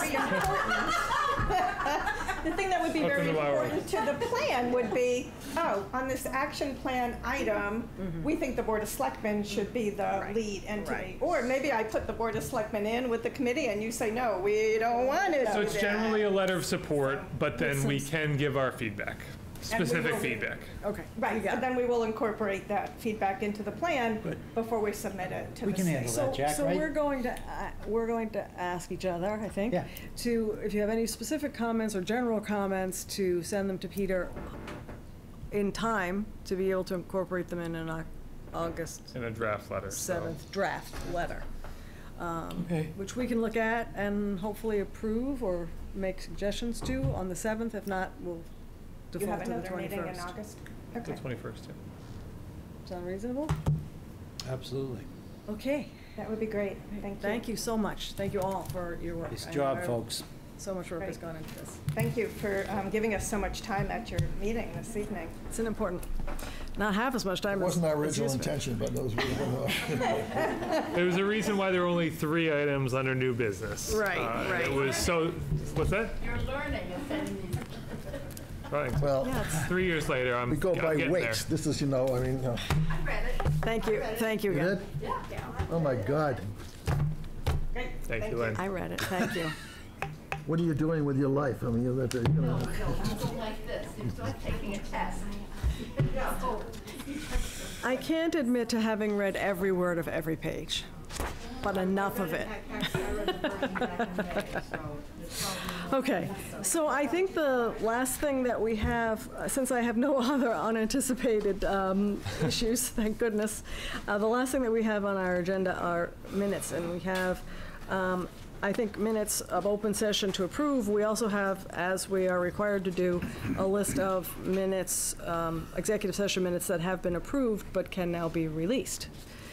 So, minutes, Jack. I've reviewed them. I think Catherine did an outstanding job, and that they have my, your secretary's full endorsement. Both sets of minutes. Okay. Do you want to make the motion, or would you? Yeah, There's okay. there's a motion for I'm each getting set tired. of minutes, I think. Where is the draft motion here? Yeah, it's this one, I'm gonna guess. Look for It's in the the pink Tab. tabs. Yeah. So there's 2. Okay, I move we adjourn immediately. No, We can I move- We're move to getting there, Jack. We're I close. move to 3 minutes approve the away. Board of Selectmen's meeting minutes of June 26, 2018. Is there a second? Second, Any comments or discussion? all set. Roll call. Aye. Yes. Aye. Okay. Number 2, unanimous. I Why do vote, we need a roll call vote on? No We don't need a roll call. roll call vote on that, no, we okay. shouldn't need one. No, I move okay. to approve the Board of Selectmen joint Wenham Affordable Housing Trust meeting minutes of June 26, 2018. Is there a second? Second. Comments? Okay, all in favor? Aye. Aye. Okay, unanimous on those. Now, we have a set of minutes that I have reviewed, as I think the chair's supposed to do periodically, that have been approved. They're executive session minutes, and I believe that they are ready to be released. They were held, and now the reason for them being held is no longer applicable, so they can be released. All It has right. your initials on there, Jack, so I don't want to take Get the this keys motion and from you. let them out. As the clerk, but I can tell you that I've reviewed these minutes, and Well, since we're going to release these, why were we holding up 2015 minutes? you know, What the hell went on excellent there? question. That particular one, I think, had to do with Lakeview. Coincidentally, it had to do with Lakeview. Initial discussions Got it. relative to the Lakeview property. And it's not that long ago that we released it.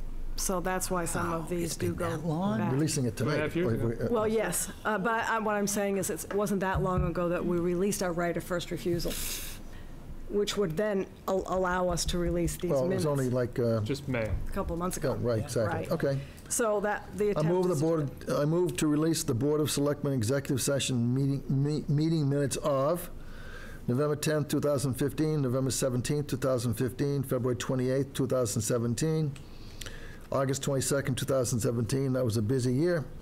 Apparently, there's 2 sets of minutes there. March 20th, 2018, April 3rd, 2018, 2 sets of minutes. April 24th, 2018, 2 sets of minutes. Busy month. May 15th, 2018, again, 2 sets of minutes. And lastly, June 5th, 2018. I second the motion and comment that you can see we do a lot of work here. Or Peter does, or the rest of everybody does. And just a point of clarification, if I'm correct, the 2 means that we had 2 executive sessions that night, and these For the are the the minutes of the second executive session. We had a lot of meetings where we had an executive session at the beginning and at the Right. end. So, okay. Further discussion, amendments, concerns, We need a questions? All set? I thought, oh, we didn't have a second, sorry, second. Yes, we did. Second. Second. Okay, I'm sorry. Maybe we did. okay, I think we did. Now I'm Now we racing, did. racing Okay. Jack to the door. All in favor? Aye. Aye. Now, I will take a motion to adjourn. So moved? Second. All in favor? Aye. Aye. We are adjourned. Thank you.